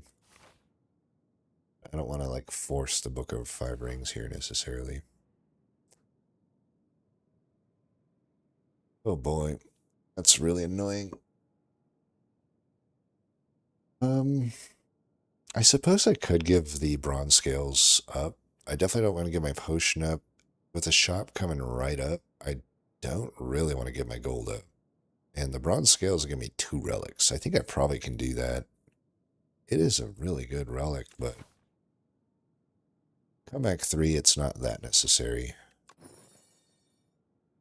Okay, well, these two combined are probably worse than it. I mean, this bowler hat came so fucking late. Right before a shop, like the final shop of the act, so it's literally fucking useless. But I guess pen nibs sometimes could outperform the scales. The main thing here is I didn't lose my Orbic acid. This would have been a great example if I probably would have just skipped the event if Juicy Bracelet allowed for it. The bright side. We could put that on the bombardment. That's also really good on the Make It So, by the way. But it's pretty good on bombardment too. I mean, it's not like maybe worth my whole shop here, but the shop isn't that good, really. I mean, a Gather Light would be the only thing I would buy. I could also, I guess, buy the other Pale Blue Dot, which is unable to get upgraded because I definitely need to use my cleaver. But you know, it's like it's not that I need two of them overall, but it's just that I find one of them faster. If that makes sense. Obviously, not going to buy the popper at this point. I could buy the regen potion if I'm gonna not buy punch dagger. The thing is, like the punch dagger, it seems really good on bombardment, but it's not like that necessary. It's only representing like the course of like a long fight, or you know, it's probably like 20 to 25 damage. It's not like that important, I would say. And there's not. I mean, I could put on like a celestial might, but again, it's like it's a 2-cost card. This deck is not necessarily consistently having energy. I mean, it really is not. It only has the hedge enemy at the moment for that. And then I'm at the whim of maybe generating some colorless energy, which is very inconsistent. Nothing here helps me with energy. I could even argue the card draw isn't that important if I don't have the energy to play stuff, but we've got a lot of 0-cost cards that still make it fine to draw, I guess, a bunch, and just having the options, I don't know. It also moves me forward on the Book of Rings. If I could proc this one more time, it'd be nice. Keep in mind, like, yeah, deck's getting bigger, but I got the cleaver, so we're going to get rid of the strikes. I'll probably get rid of the defense. You really don't need defense even. But, yeah, we'll get rid of potentially 6 cards. Then that means I can add 3. This will be one of them, I guess. I think I could, I guess, still afford the scroll. I just don't want to spend that. I mean, at this point we should just spend all our money, of course, but there's a chance one of the events, you know, I only got the 2 question marks, I guess, but there's a chance they might need me to have gold still, but I don't know that I need to play into that too much. Like I'm also like kind of wondering, like the Gather Light wouldn't be horrible to add, even though it's a common. I have needed star generation. It's just not the best specifically for star generation. But I don't know. It does play with the tuning fork decently well.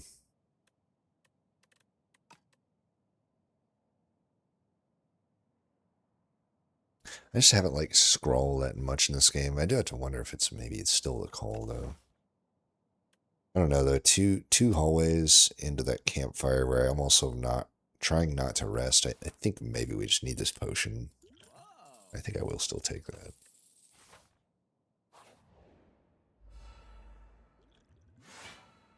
Is this fight long enough for me to use this? Here for sure, I'll just take the shackles. If I don't need to use it. Pale blue dot got drawn late. I'm still short, but I could just play the defend and then I'm not short. Yeah, I think we can do this. So we'll save the shackles. We may, with the pale blue dot already in play. And it's, okay, we got the upgraded one now. We'll do that. Just doing that to get the damage down. We can proc the thing here. We still take damage most likely. Know that I need Spectrum Shift in this fight. I mean, I could play Begone here, and maybe draw into defense.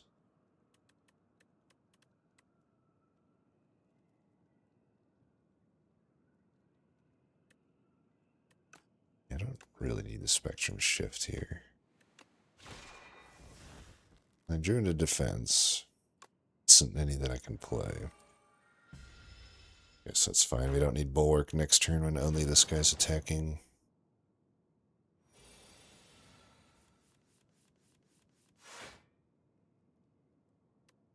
How do I draw all of this shit together? And we got a lot of stars at least. When I can actually play the hidden cache, then it's like, okay, I got stars going. I feel like Child Stars is always getting bottom decked. Let's see, I can do 19 plus 25. 34, it's not lethal.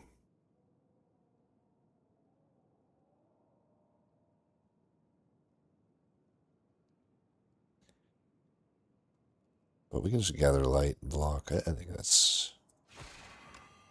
Just definitely want to play hedge enemy, I think. Might play this just to proc the pale blue dot, even though it's not obviously doing anything for me.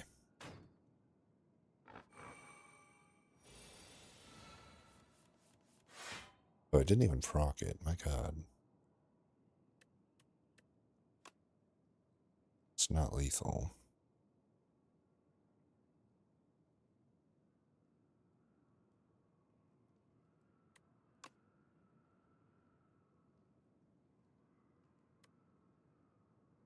Hmm.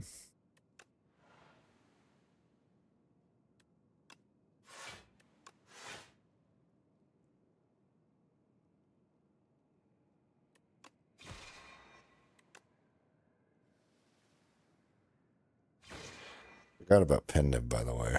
I think I kind of fucked that up, I'm sure.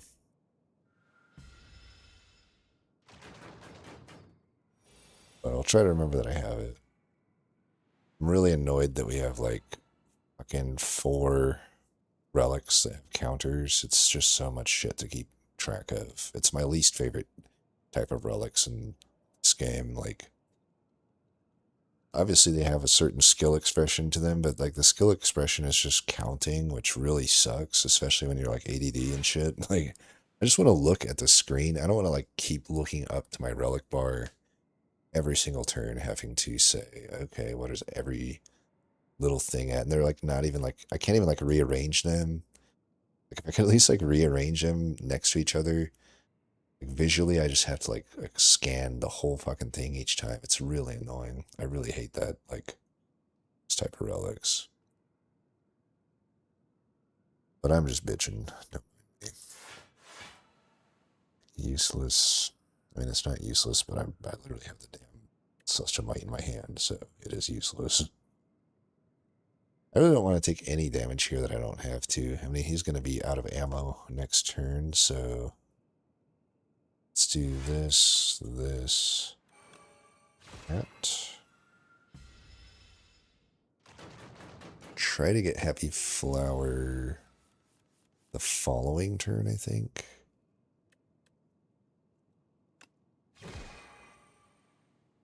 Can play that. Try to get the tuning fork up as well. And just all of this shit. Alright, Happy Flower's on 2. We obviously do want that. Do I want Pendiv like at 9 next turn?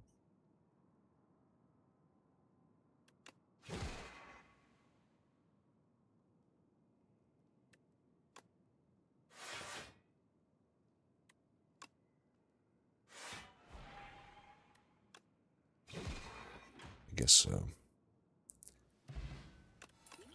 Got a potion. Resonance. It is upgraded. I have some synergy for that strength, but not much. And if there is ever a time to take resonance, it's into Queen. But just don't have, I don't know. I played in cash there, and even by the end of that fight, I was out of stars. So adding another 3-star cost card seems bad. Unupgraded Glitter Stream is probably not good enough to add. I think the deck really struggles, like, even with the Happy Flower, like, the Hedge Enemy, those are the only turns I'm getting energy, so it's just not a good enough turn to play an unupgraded Glitter Stream. Really hope we can get through this fight without taking much. Okay, I think we just want to take our time here.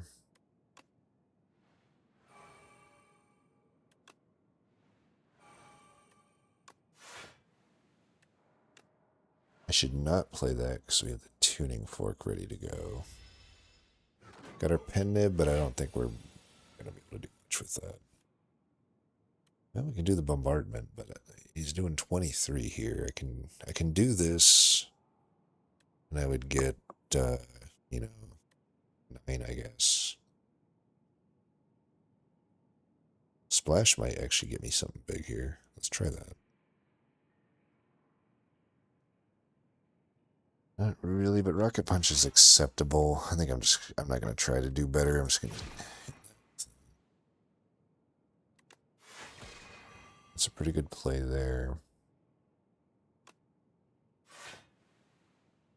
I just want to squash over Bundle of Joy.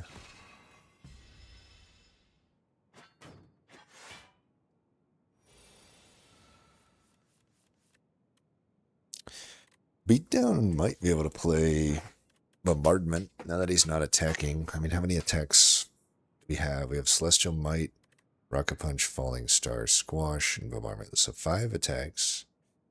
It's over 50% chance. 3 out of 5 that I play it, but even those are all pretty good attacks. Like, I think Beatdown might be the call here unless I want to play Pale Blue Dot. I mean, I can't even really proc it unless I spend all of this shit. I think the Beatdown gets played here. Squash, good.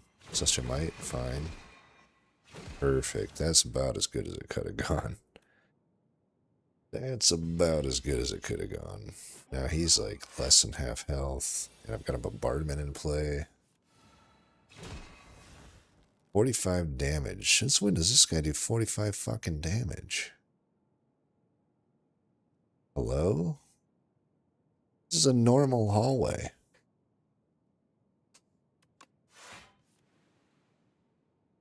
Like, what?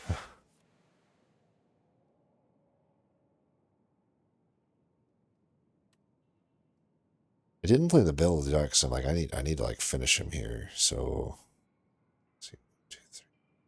And I guess I should play. Wait, it's 1. Yeah, I can't actually play it here. So let's do. So I cannot kill him. We do come close to full blocking at least.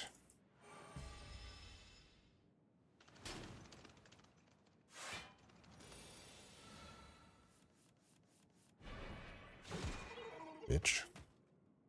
Got my pen nib ready to go. Glow upgraded. Yes. And that'll get us a heal. We don't get the full heal, I don't care. Book of 5 Rings, you are like an MVP here. Now we're starting to get going here.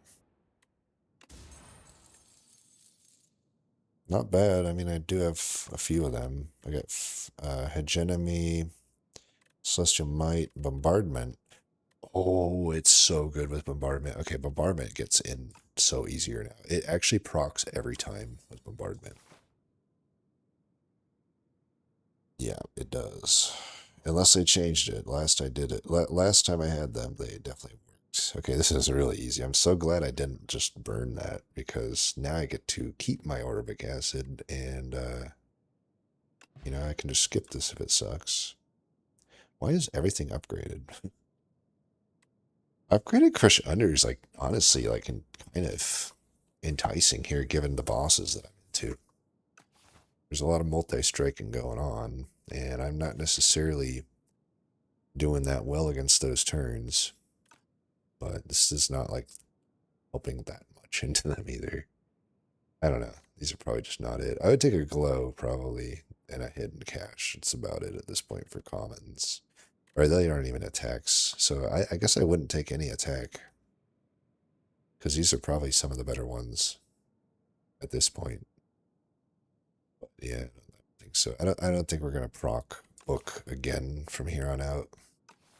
I'm at 30. I mean, I'll be down to 28, maybe 26. We'll see. Do I fight an elite here?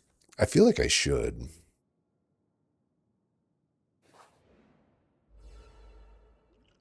Alright, we do get the hardest one. Shockwave can be good here, but we are not on the right thing for it. Omni Slice is probably fine. Because I got the Penib for it. So it'll do 16 to everybody.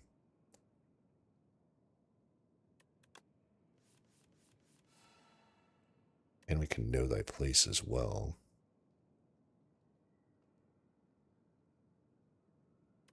Let's hit him because it'll reduce more here. Reduce more damage.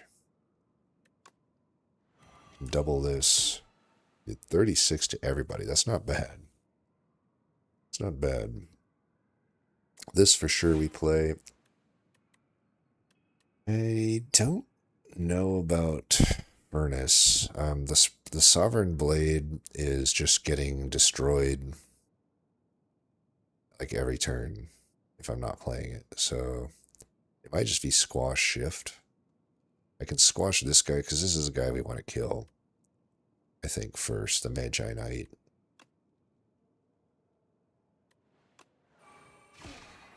That makes sense.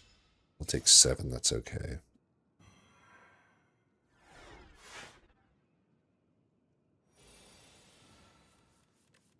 Mayhem would be good. I don't know if I can play it here, though.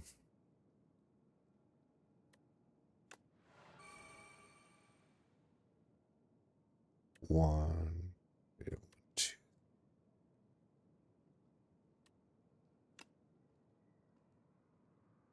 Man, 17 I gotta take here. I'm like, I could keep drawing, try to get some defense, but it's honestly not even, I don't know how likely that is at this point. Vagina is just like playing a strike. Like, I really should just play this. Just bite the bullet.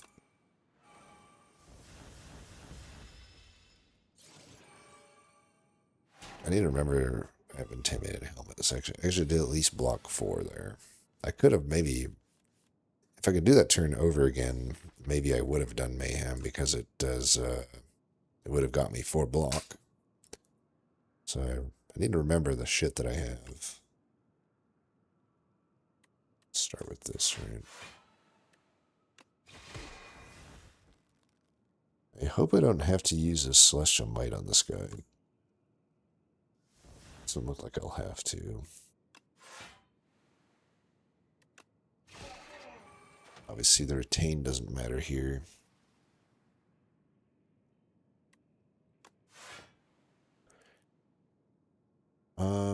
This earns me 4. 26.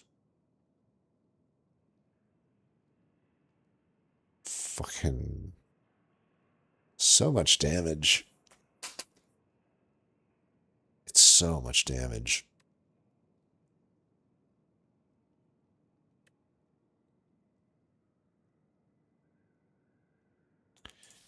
Could scrawl and hope to get Particle Wall. Scrawl is pretty bad here, though. If I draw into like Bulwark or Bombardment. Actually, it's pretty good if I draw into Bombardment. I think I will scroll. Right, we do draw into Bombardment. This is actually pretty good. This sucks that we won't be getting the Pale Blow dot. We should be finishing this fight within 2 turns, I think. So let's do this. 37, and still not full blocking with the weakness still, right? So it's 18, 28, 35. I am full blocking, so I can either Venerate, Entropy, or yeah, I can do Parry. I could still play the Playable Dot, but I think I'd get more out of just playing Entropy here. I don't want to preserve Volley. So Bombardment will play him. Why didn't it play immediately there? I thought it was supposed to immediately play.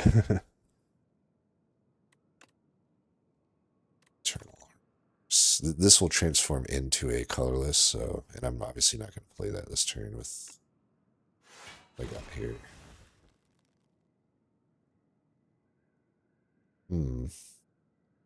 Guess I could kill this guy.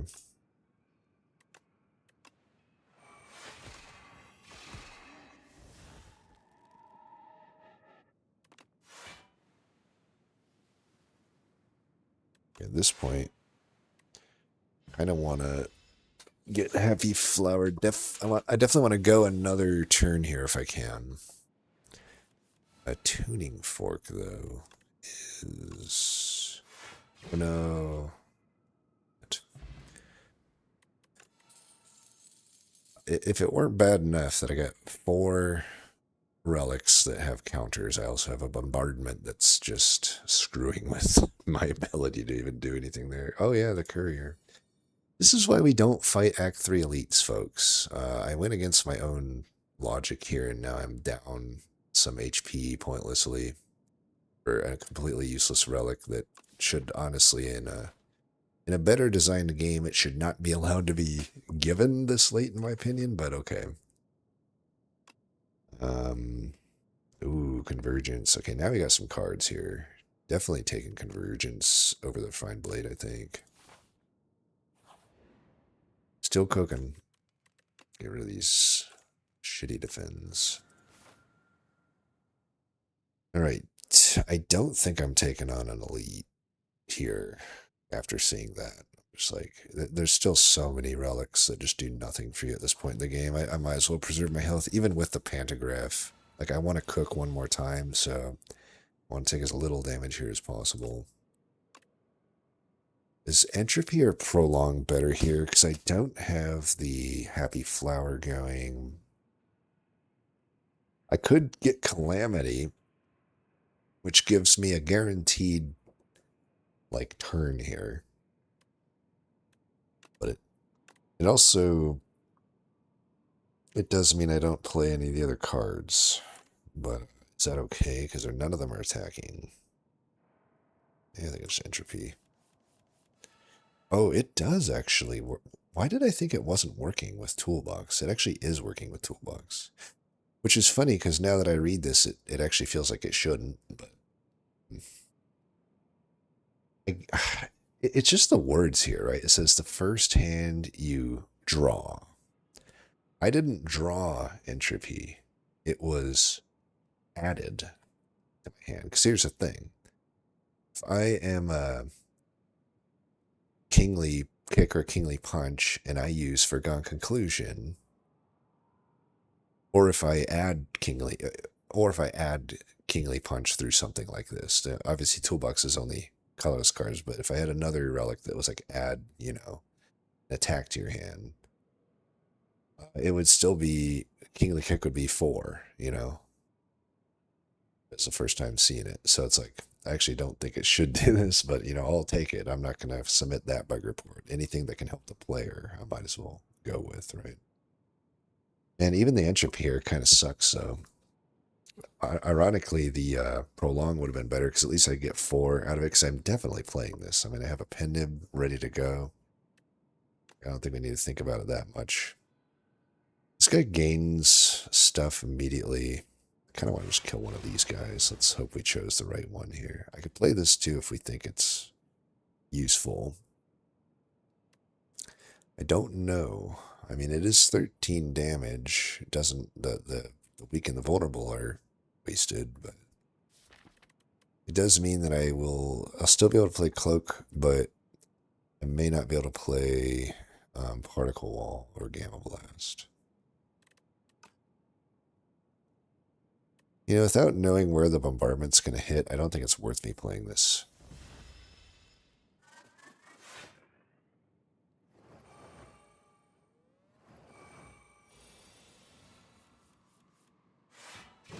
Yeah, I would have played it there too, so good thing I didn't. Do we YOLO this pale blue dot? I think we do.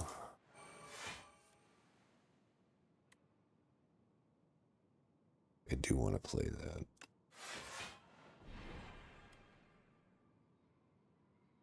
It's not full block, but it'll do.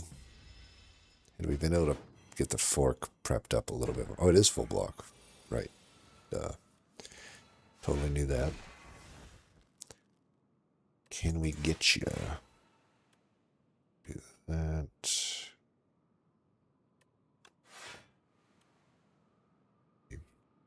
It's upgraded, so it's a lot easier to play, but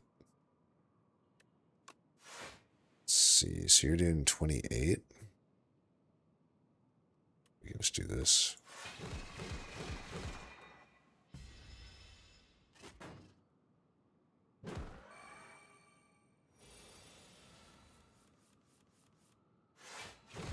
Nice. Regent's doing all right.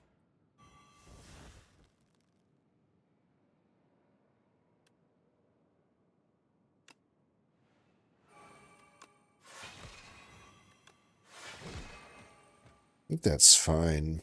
He'll die at the start of next turn, and I'll have Happy Flower on 2. The other numbers aren't so good, but what are you gonna do? I can't line everything up. The most important thing to me probably is Happy Flower. I mean, if my opening hand is upgraded, then I want to be able to play. Plus, I got the toolbox, so it's like, okay, we got some good potions now. I think this is the first time I'm actually holding the whole game. I'm holding on to 2 actual good potions. We did add that glow. I did add another gather light, and I've added a convergence. I do have to wonder if maybe now I'm finally ready to add something like a guarding star. It's probably the last card I'll add.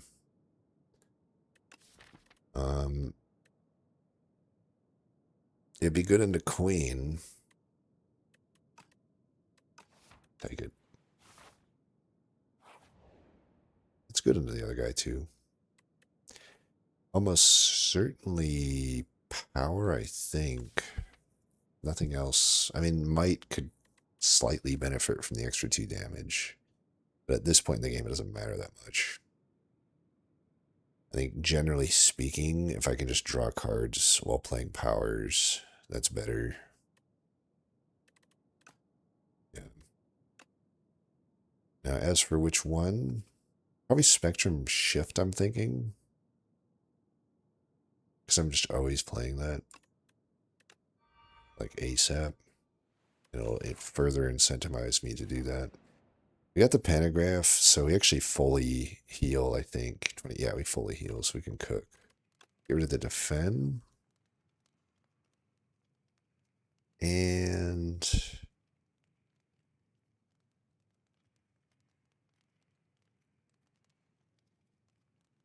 I guess I could get rid of Celestial Might. Or maybe Falling Star? That'd be weird to get rid of Falling Star at this point. It's like, my thought is I already have the Gamma Blast, which is better technically. And I did add the Guiding Star. But at the same time, even with the intimidating helmet, even with some strength,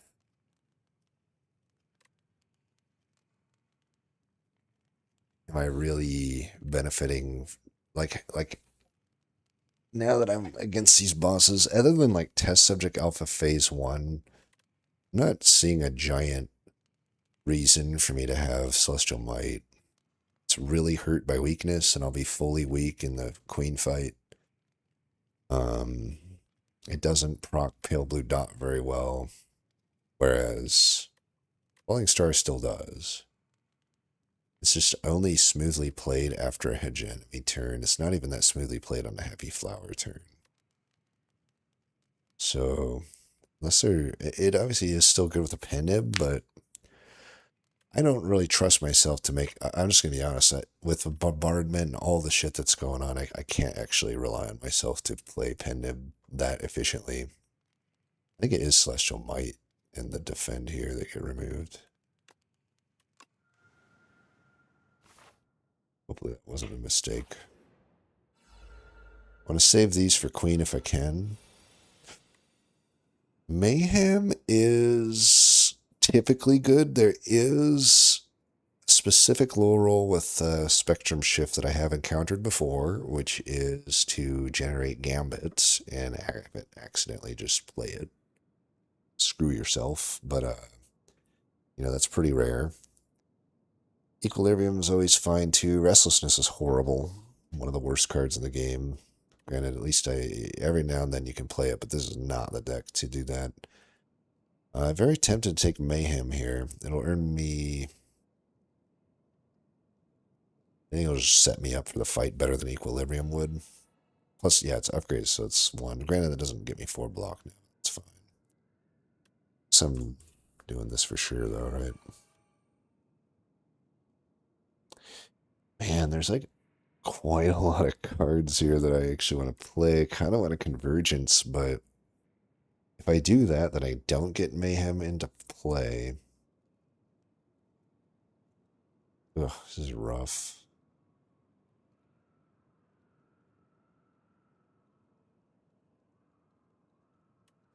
I definitely want to get Mayhem into play. The problem right now is like I got Convergence, Glow, and Hidden Cache in my hand.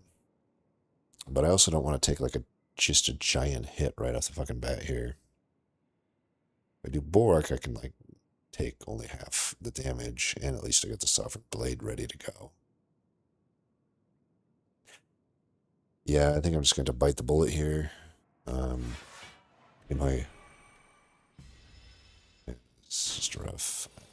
If I didn't, the other option is I could have done Bulwark Convergence, but see there, I'm already glad that I played the other card because I just I was just going to generate some stars anyway, and I just played my star cost card for free. So Finesse is like barely positive here, by the way. I think I'll play it just because my hand kind of sucks right now. All right, he's close to lethal. So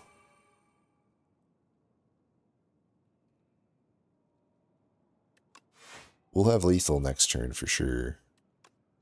Yeah, because we'll be getting more. Of course, it will suck if I draw Bombardment next turn. But what are you going to do? I'm going to save the Know Thy Place. This is exact.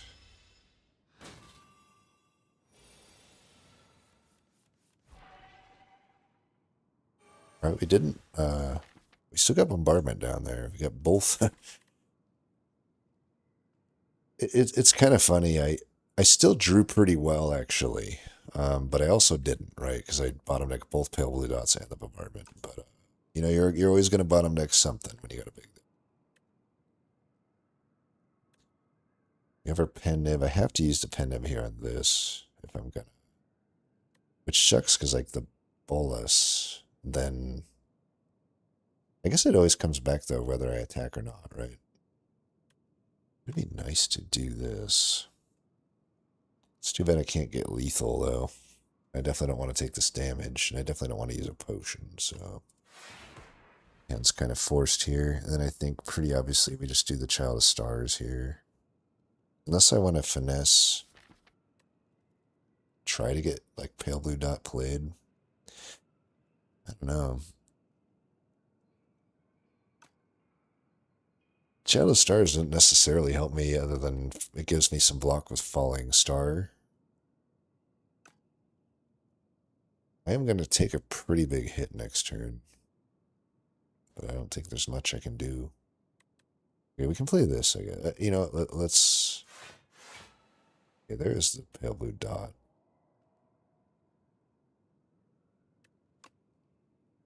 Yeah, I want them.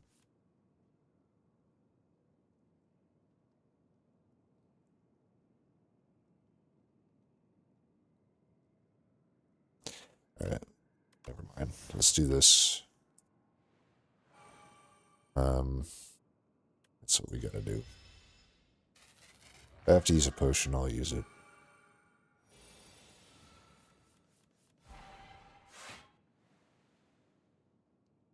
Oh, Purity Bombardment, baby. Fuck yeah. Okay. Yeah. I think we'll keep the Thrumming Hatchet. Wait. I guess it only works with Tyranny. For some reason, I was thinking like they changed it. I guess they didn't. I don't know. Weird. Either way, that's still a good play, I think.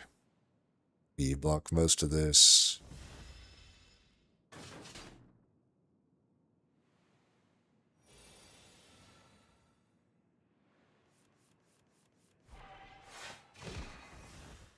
Ooh, Bulwark out of the Mayhem. Pretty good. Okay, still doing 44. It's nothing too... It's definitely something we gotta respect. We do not have parry in play. He's not weak. Good shockwave to take off a lot of this. I have a parry too, but... I mean, that does get me to 31 block. Actually gets me to 35 block. But I may want to just reserve that in hand. I don't know. And I could shockwave, and that gives me 4, and then gather light. So I'd be at 34, and I think he'd be at 34-ish. I think that's better. So we'll do shockwave and gather light. We got furnace, so it's like he scales, but so do I. And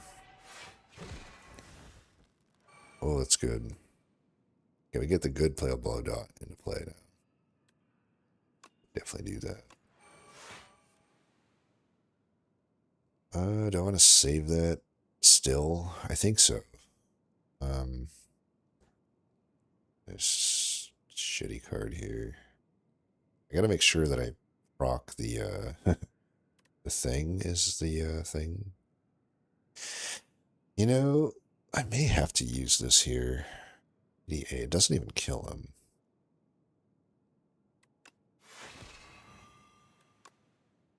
Still doesn't. If that's the case, I'd probably just do this. Still 40 damage.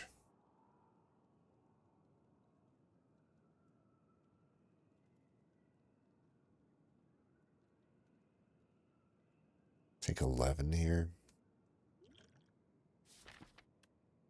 It could be worse. I think these potions are better served for a situation where I'm taking more than 11.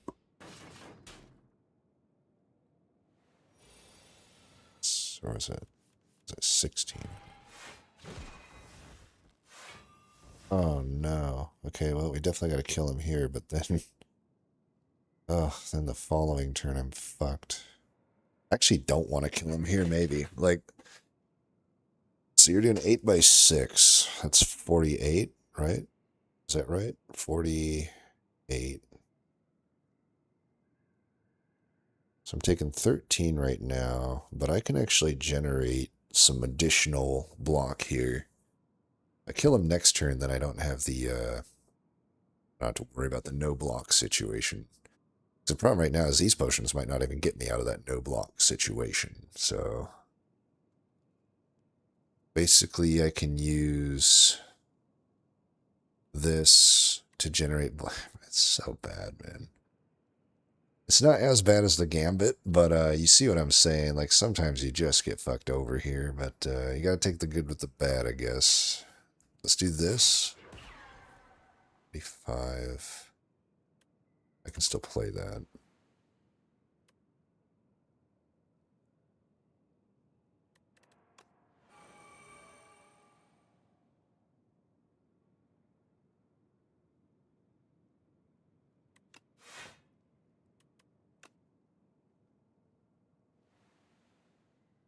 I'm only taking 2 here, right? Oh no, I'm taking 5.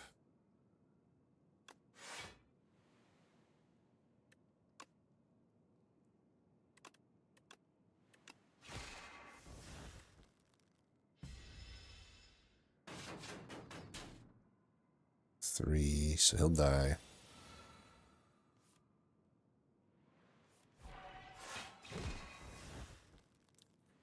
Gather light.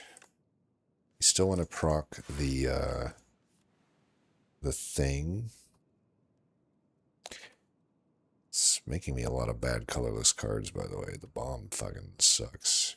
I think if I play it now, it just hits him intangible anyway, right? Because it'd be intangible next turn. I think it actually would hurt him if I played it now, but it's still only 80 damage for all of this energy. Almost rather just get the parry into play, and then maybe play that. See what it would get. But we'll play one of them. We'll draw a full hand.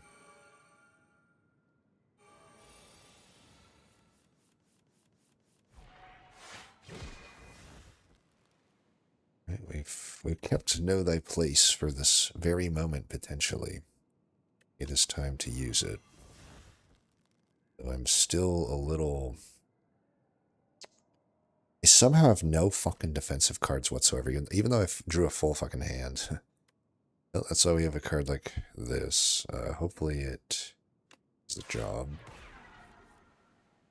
And it got that at least. I don't want to use that while he's intangible. Use hidden cash here, I think. Because I can still... Yeah, I'm going to use hidden cash because I can still use that, generate enough block that I'm mostly blocking this. Still take 1 damage. If I can get through this fight without using these potions, I think we got Queen solved. Bastion is horrible here, of course. Okay. Haven't had good mayhem procs for a while, it seems. Oh, might be time to use this. That's a lot of damage, though we can get the pendant potentially. Not really. I don't have the 0 cost attacks in hand. So why is Bolus not in my hand? I'm really confused. It's like, I guess you have to actually play it for it to come back, which is really bad in this fight. There's just, yeah, it definitely fucks you over a bit.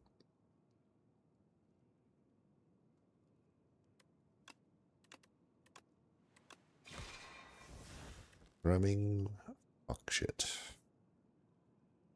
Another card where I have to actually play it for it to come back. Man.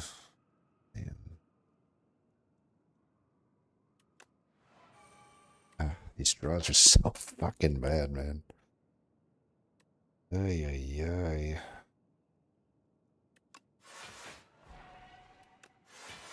Well, at least we fully blocked there.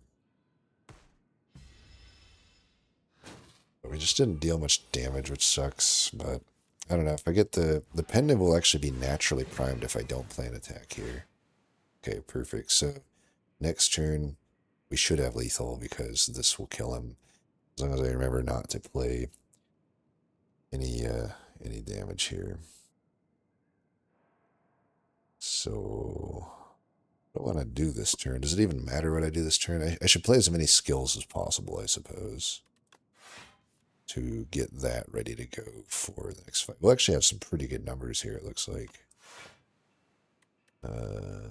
Just authority.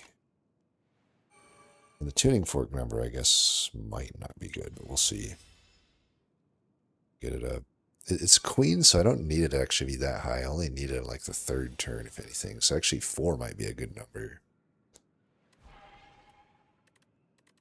Stratagem. I don't know.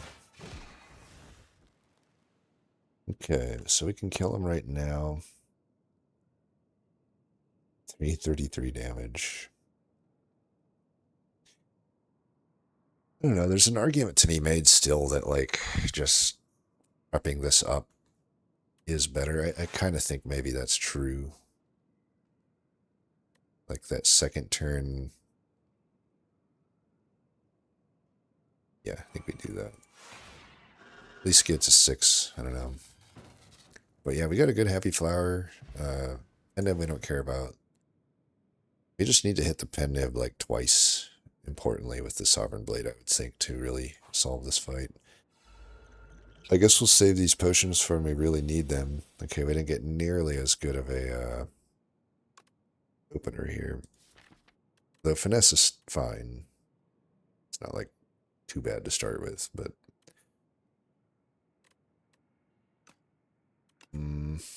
just thinking if does Anointed actually do anything good here? It gets me a bombardment, which honestly might be okay. It just depends on what else I draw. It gets me Bundle of Joy as well.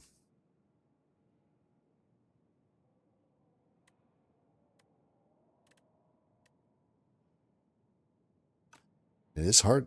If there's a turn for me to play Bombardment, it's turn 1. So the finesse, what is this upgrade to? Retain? That doesn't really matter. This is a fight where there is no downtime really other than the queen. Minion just always attacks you.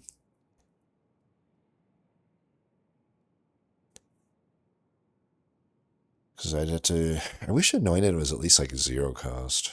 I think we just go with the finesse. Look at that. We got the bombardment anyway. Problem is, there's also... Oh my god. You know, bombardment goes between the two. It does give me 4 block per turn, but this fight getting pale blue dot online is like pretty important, I think.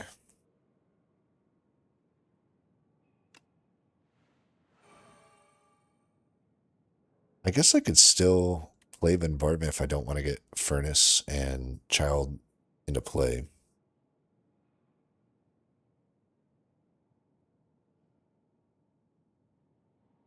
I just feel like I don't know, man. Child is pretty important in this fight because you're frail the whole time. But we did top deck 2 of our cards. I suppose I can just play this and see what happens. Cool.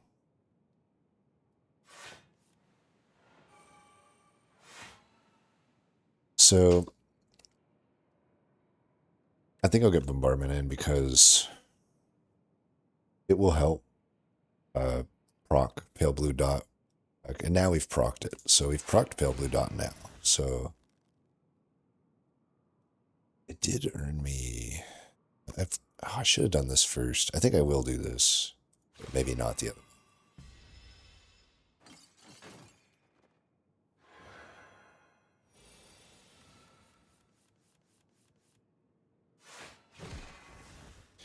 Definitely want spectrum shift in. We should still be able to proc the dot here.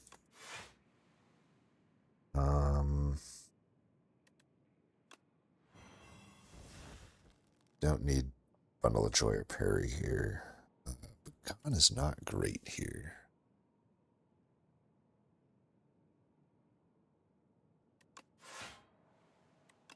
Right, that will actually help pretty good.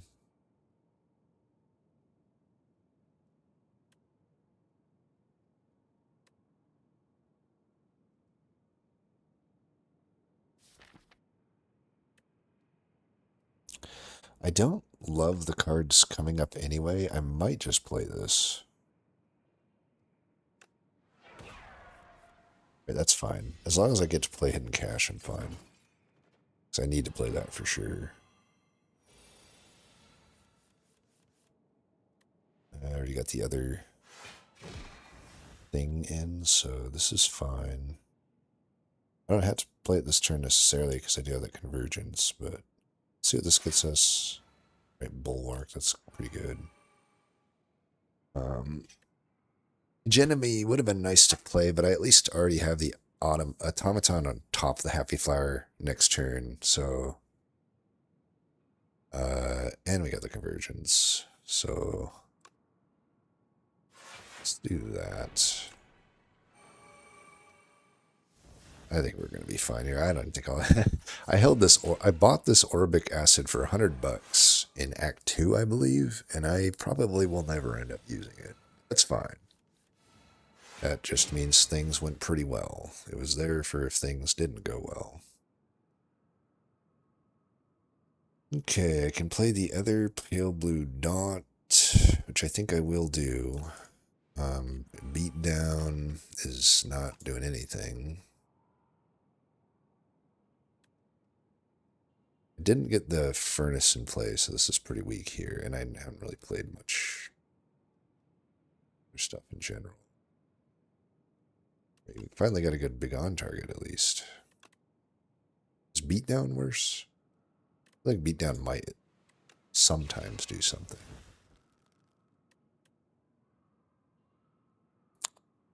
I might just play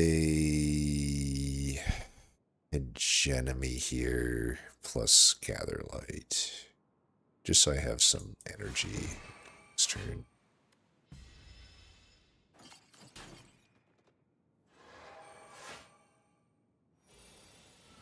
I will have it from the automation, but big time energy here. So we got Hegemony. It gave us another beatdown. Only have Hegemony and Guiding Star.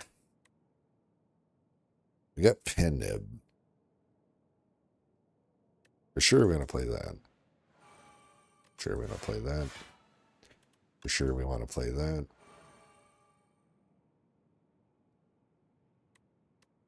Hound cards here are brutal. Not necessarily in any rush to kill this guy. What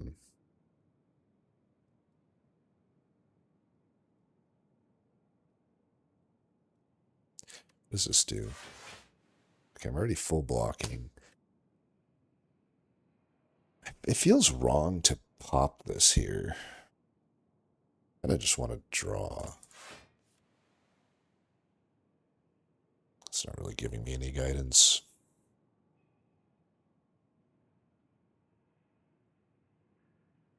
So which attacks do I have? Hegemony. I definitely want to play Hegemony here. So I only want to play one more attack. So is that just the blade?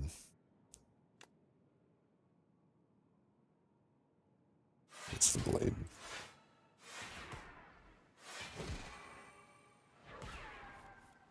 Probably should have actually done Falling Star. Because now the blade's not in my hand. My dumbass thought that for some reason the blade would like return to my hand. Obviously that's not the case. Whatever. I have such a good turn coming up anyway.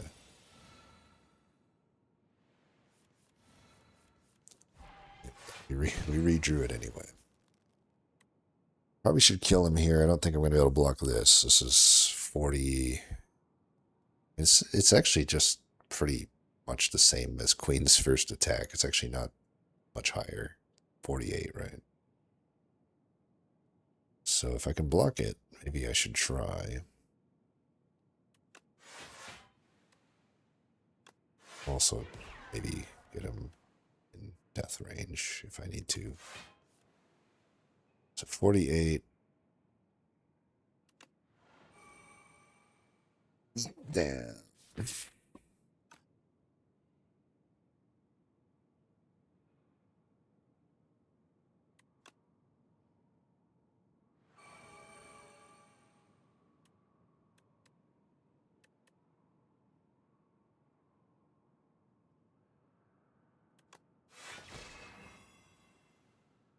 $36 is a lot easier to defend.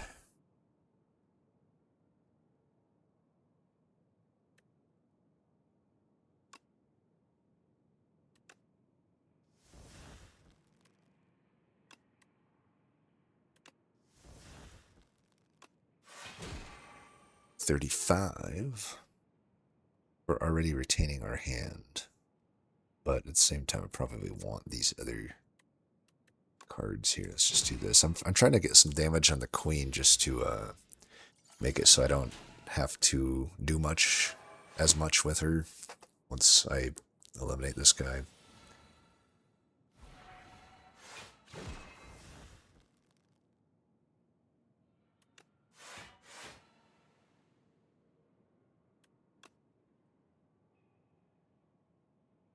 I have too many beatdowns. Let's get rid of one of them. That was my pen nib. Like I said, don't count on me to actually make use of this thing. It's pretty good. I'm just gonna wait until the bombardment kills this guy. I don't need to do it. And entropy is really good in this fight, by the way. Do I play this just to play it? Maybe.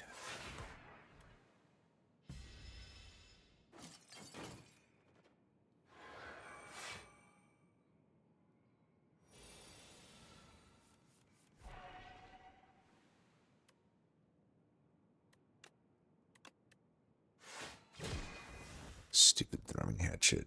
The game doesn't want this minion to die, so I need to oblige it. As much as I want to play that finesse, I definitely am playing that.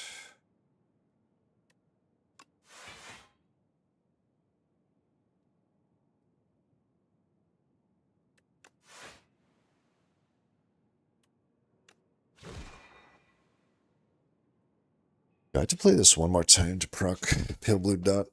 Unfortunately, there's just not... If there's a good indicator, I don't know what it is, because I never know. Can I at least, like... Why is there no, like, counter here? Well, let's try and roughly think what I played here. 1, 2, 3, 4. I need to play it one more time.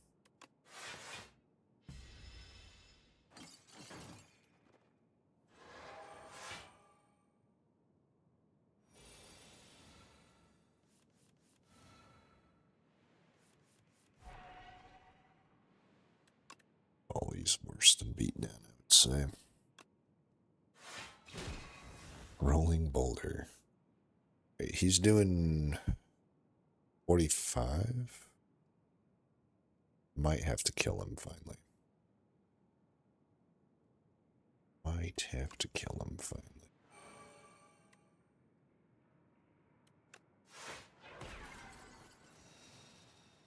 That is hegemony. Oh, I didn't even factor in the bombardment that other turn. I actually didn't need to play the that other card. I will say if I play hegemony, I don't think I rock the thing, and I already have the heavy flower coming up. And I think I already have the automation coming up, especially if I play like a glow. So I think I don't need to play hegemony.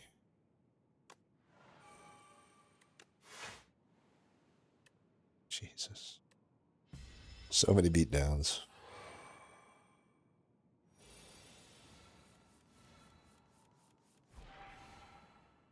Purity. I don't think I need salvo. Generally want to transform one of the bound cards if you can. So many finesses. Ultimate Defend is certainly something. Just don't. Hidden Cache should always get played. So should that. Nib's pretty far away. I think I actually already just played it. So, whoops. It's just how I do it, apparently. I'm already full blocking.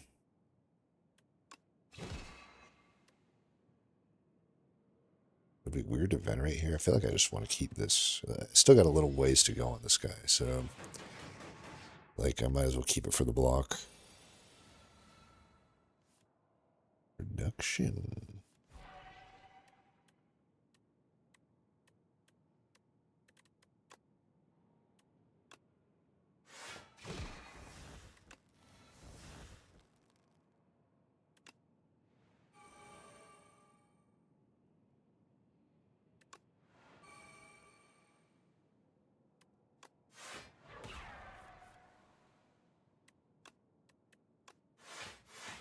Procking the tuning fork so many times.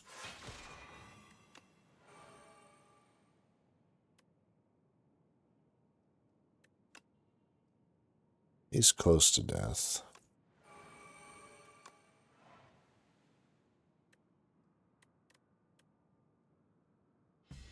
Hated using purity in the thing there, but if I'm already retaining it, the option at any point, really.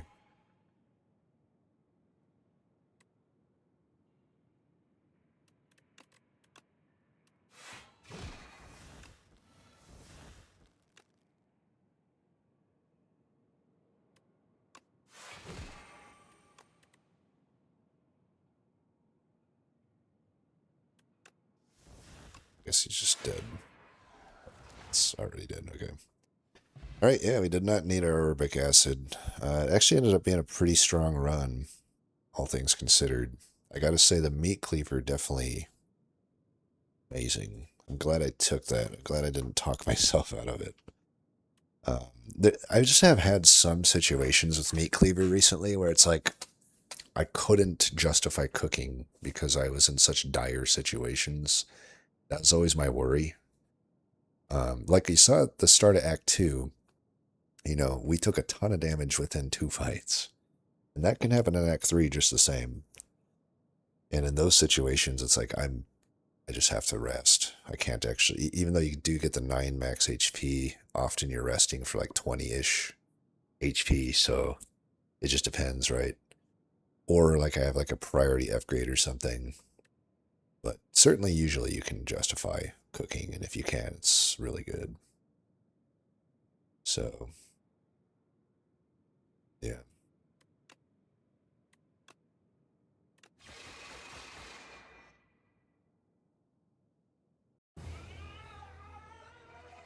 Trying to think if there's any other insight I have on this run.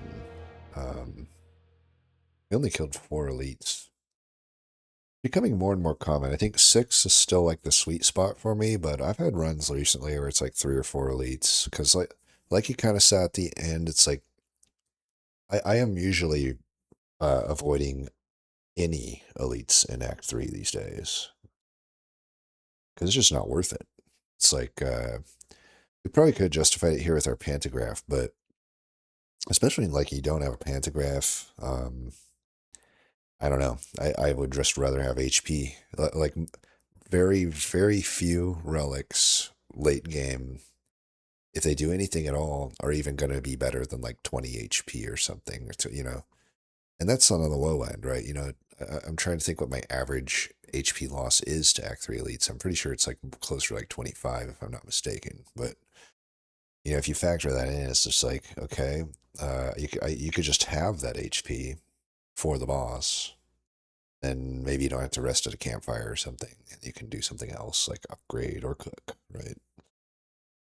So yeah, it's tough because like the only elites that are like de facto worth it, in my opinion, are the Act 1 elites. Those tend to be reasonable, but they made the Act 2 elites unreasonable, I think. So it's like even Act 2, I'm not chomping at the bit to take on elites. It really depends on the deck. I mean, sometimes it's mainly like, I don't know. I find it pretty hard to take on more than 2 elites in Act 2 these days, with the Dorito being how it is. Because a Dorito can just take like 40 of your HP. And then you're almost always going to take HP to Decimillipede, and Intimancer you just don't know. Like sometimes you can maybe take nothing, but you can just as easily take 30 damage from Intimancer. So it's like, it is actually kind of tricky figuring out how to navigate things. But we also had a unique, I would say also just the fact that we had the spoils map kind of changes things too, right? Our first map was really unfortunate with the elite.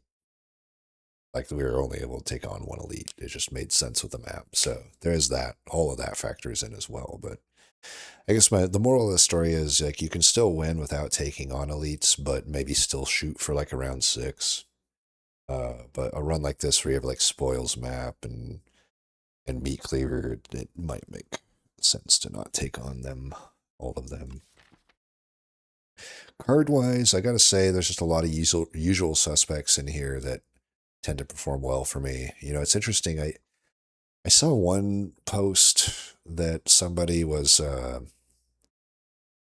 can't remember the exact, like they're offered like they're asking like what their first card should be because it was like a really good reward. It was like Hegemony versus Astral Pulse and some other sort of really strong early game card. Like basically nobody was really advocating for Hegemony, and it kind of made me scratch my head because I'm like, you could see it here. We got it from our very first card transform, and it immediately is super good in Act One, and it just sort of is good the entire game. Like it's just a really good card. I'm surprised people aren't higher on it. But so Hegemony definitely still performs well. The parry, this was not the deck for parry. This is kind of what I'm talking about. It's like parry is not that good just simply having Sovereign Blade. You need something else for it. And we didn't have that something else. All we had was just, we had a Bulwark, we had a Forge card, whatever it's called, Furnace. And that's not even, Forge, whatever. The main point I think with parry is like I just need to be knowing that I'm playing Sovereign Blade more than two times on average in a fight for me to really want parry. Like I would never add parry to this deck. If this deck was everything minus parry, I would not be adding parry, for example. At least we're able to have it not be useless. Um, Finesse, I think that was a pretty good buy. This card just sort of is really solid. Might have looked worse into Ion Glass, but luckily we didn't fight Ion Glass. Um, Spectrum Shift just always performs. Hidden Cache always performs. Furnace did pretty good here, I will say. It definitely doesn't always perform. I think it's one of the lower tier powers, but it was pretty good. It definitely performed in the boss fights, and it was okay in some of those elites. Yeah, I mean it set up just giant blades by the time the fights got late. Bombardment performs as always. I mean, it's bombardment, baby. Um, Definitely glad that I took it, even though technically this would have been technically a deck I could have made to make it so work. Squash, I think, definitely ended up being better than the other card would have been, especially because I don't even think we saw like terraforming and stuff. Particle Wall, I would say in this run, Particle Wall didn't like do a giant amount of work, it seems, but it still was like solid. Pale Blue Dot is amazing. I mean, how can you deny the greatness of it? And this, we even had some awkwardness with it, right? Like Act Two, it didn't necessarily even do that well, but until the boss, once it hit the boss, it was like smooth sailing. But then all of Act Three, for the most part, like sure, there are some fights where it's just not going to make sense to play it, but in all the difficult fights, Pale Blue Dot, like Queen, for example, which is normally can be pretty hard, like Pale Blue Dot for the most part counters that fight almost single-handedly. Um, know thy place. I'm still iffy on this one. I don't know if I'm convinced on it yet, but it was a deck that it was okay in. Gather Light is just always solid. My most taken card, nothing changes there. The Begon, I don't know that it did much for us. It's just there. Child of Stars always good. Manifest Authority, I didn't pay too much attention specifically to how this performed, but I'm going to assume that it was okay. I know I saw it make a few beatdowns, but we'll forgive it for that.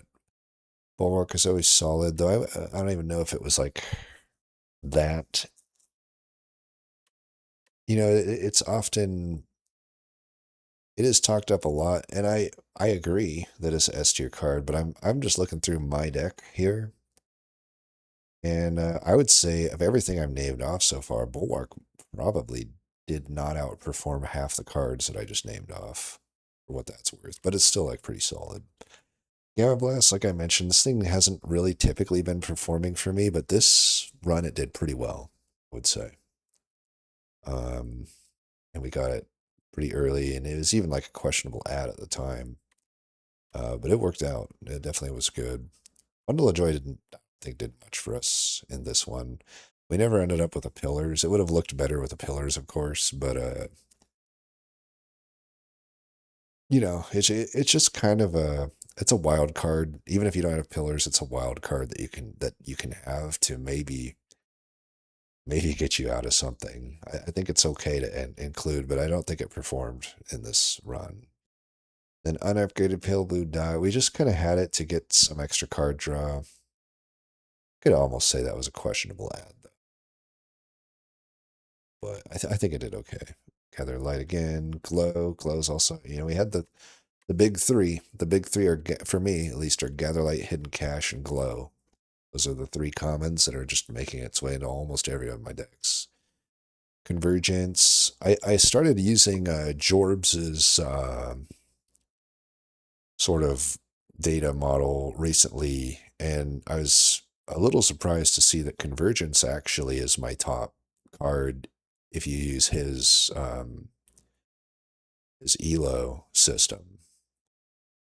So he kind of Convergence is not my top card if we look at win rate for sure, but apparently his system looks at uh, when the card was offered in a card draft, the rate of you taking it versus skipping it versus all the other cards basically creates like an elo system.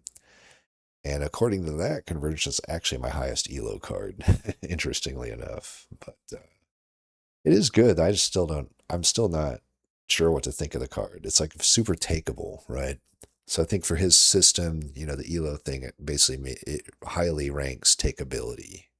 And if that is what the main thing that you rank the card on, the Convergence definitely is one of the top cards there. And then Guiding Star, it honestly played quite a lot. I didn't think it was going to do that much for this deck in particular, but it still actually performed pretty well. This card is kind of flies under the radar, I think, sometimes. Yeah, that's all of them. Anyway, as always, thanks for watching, and until next time, peace.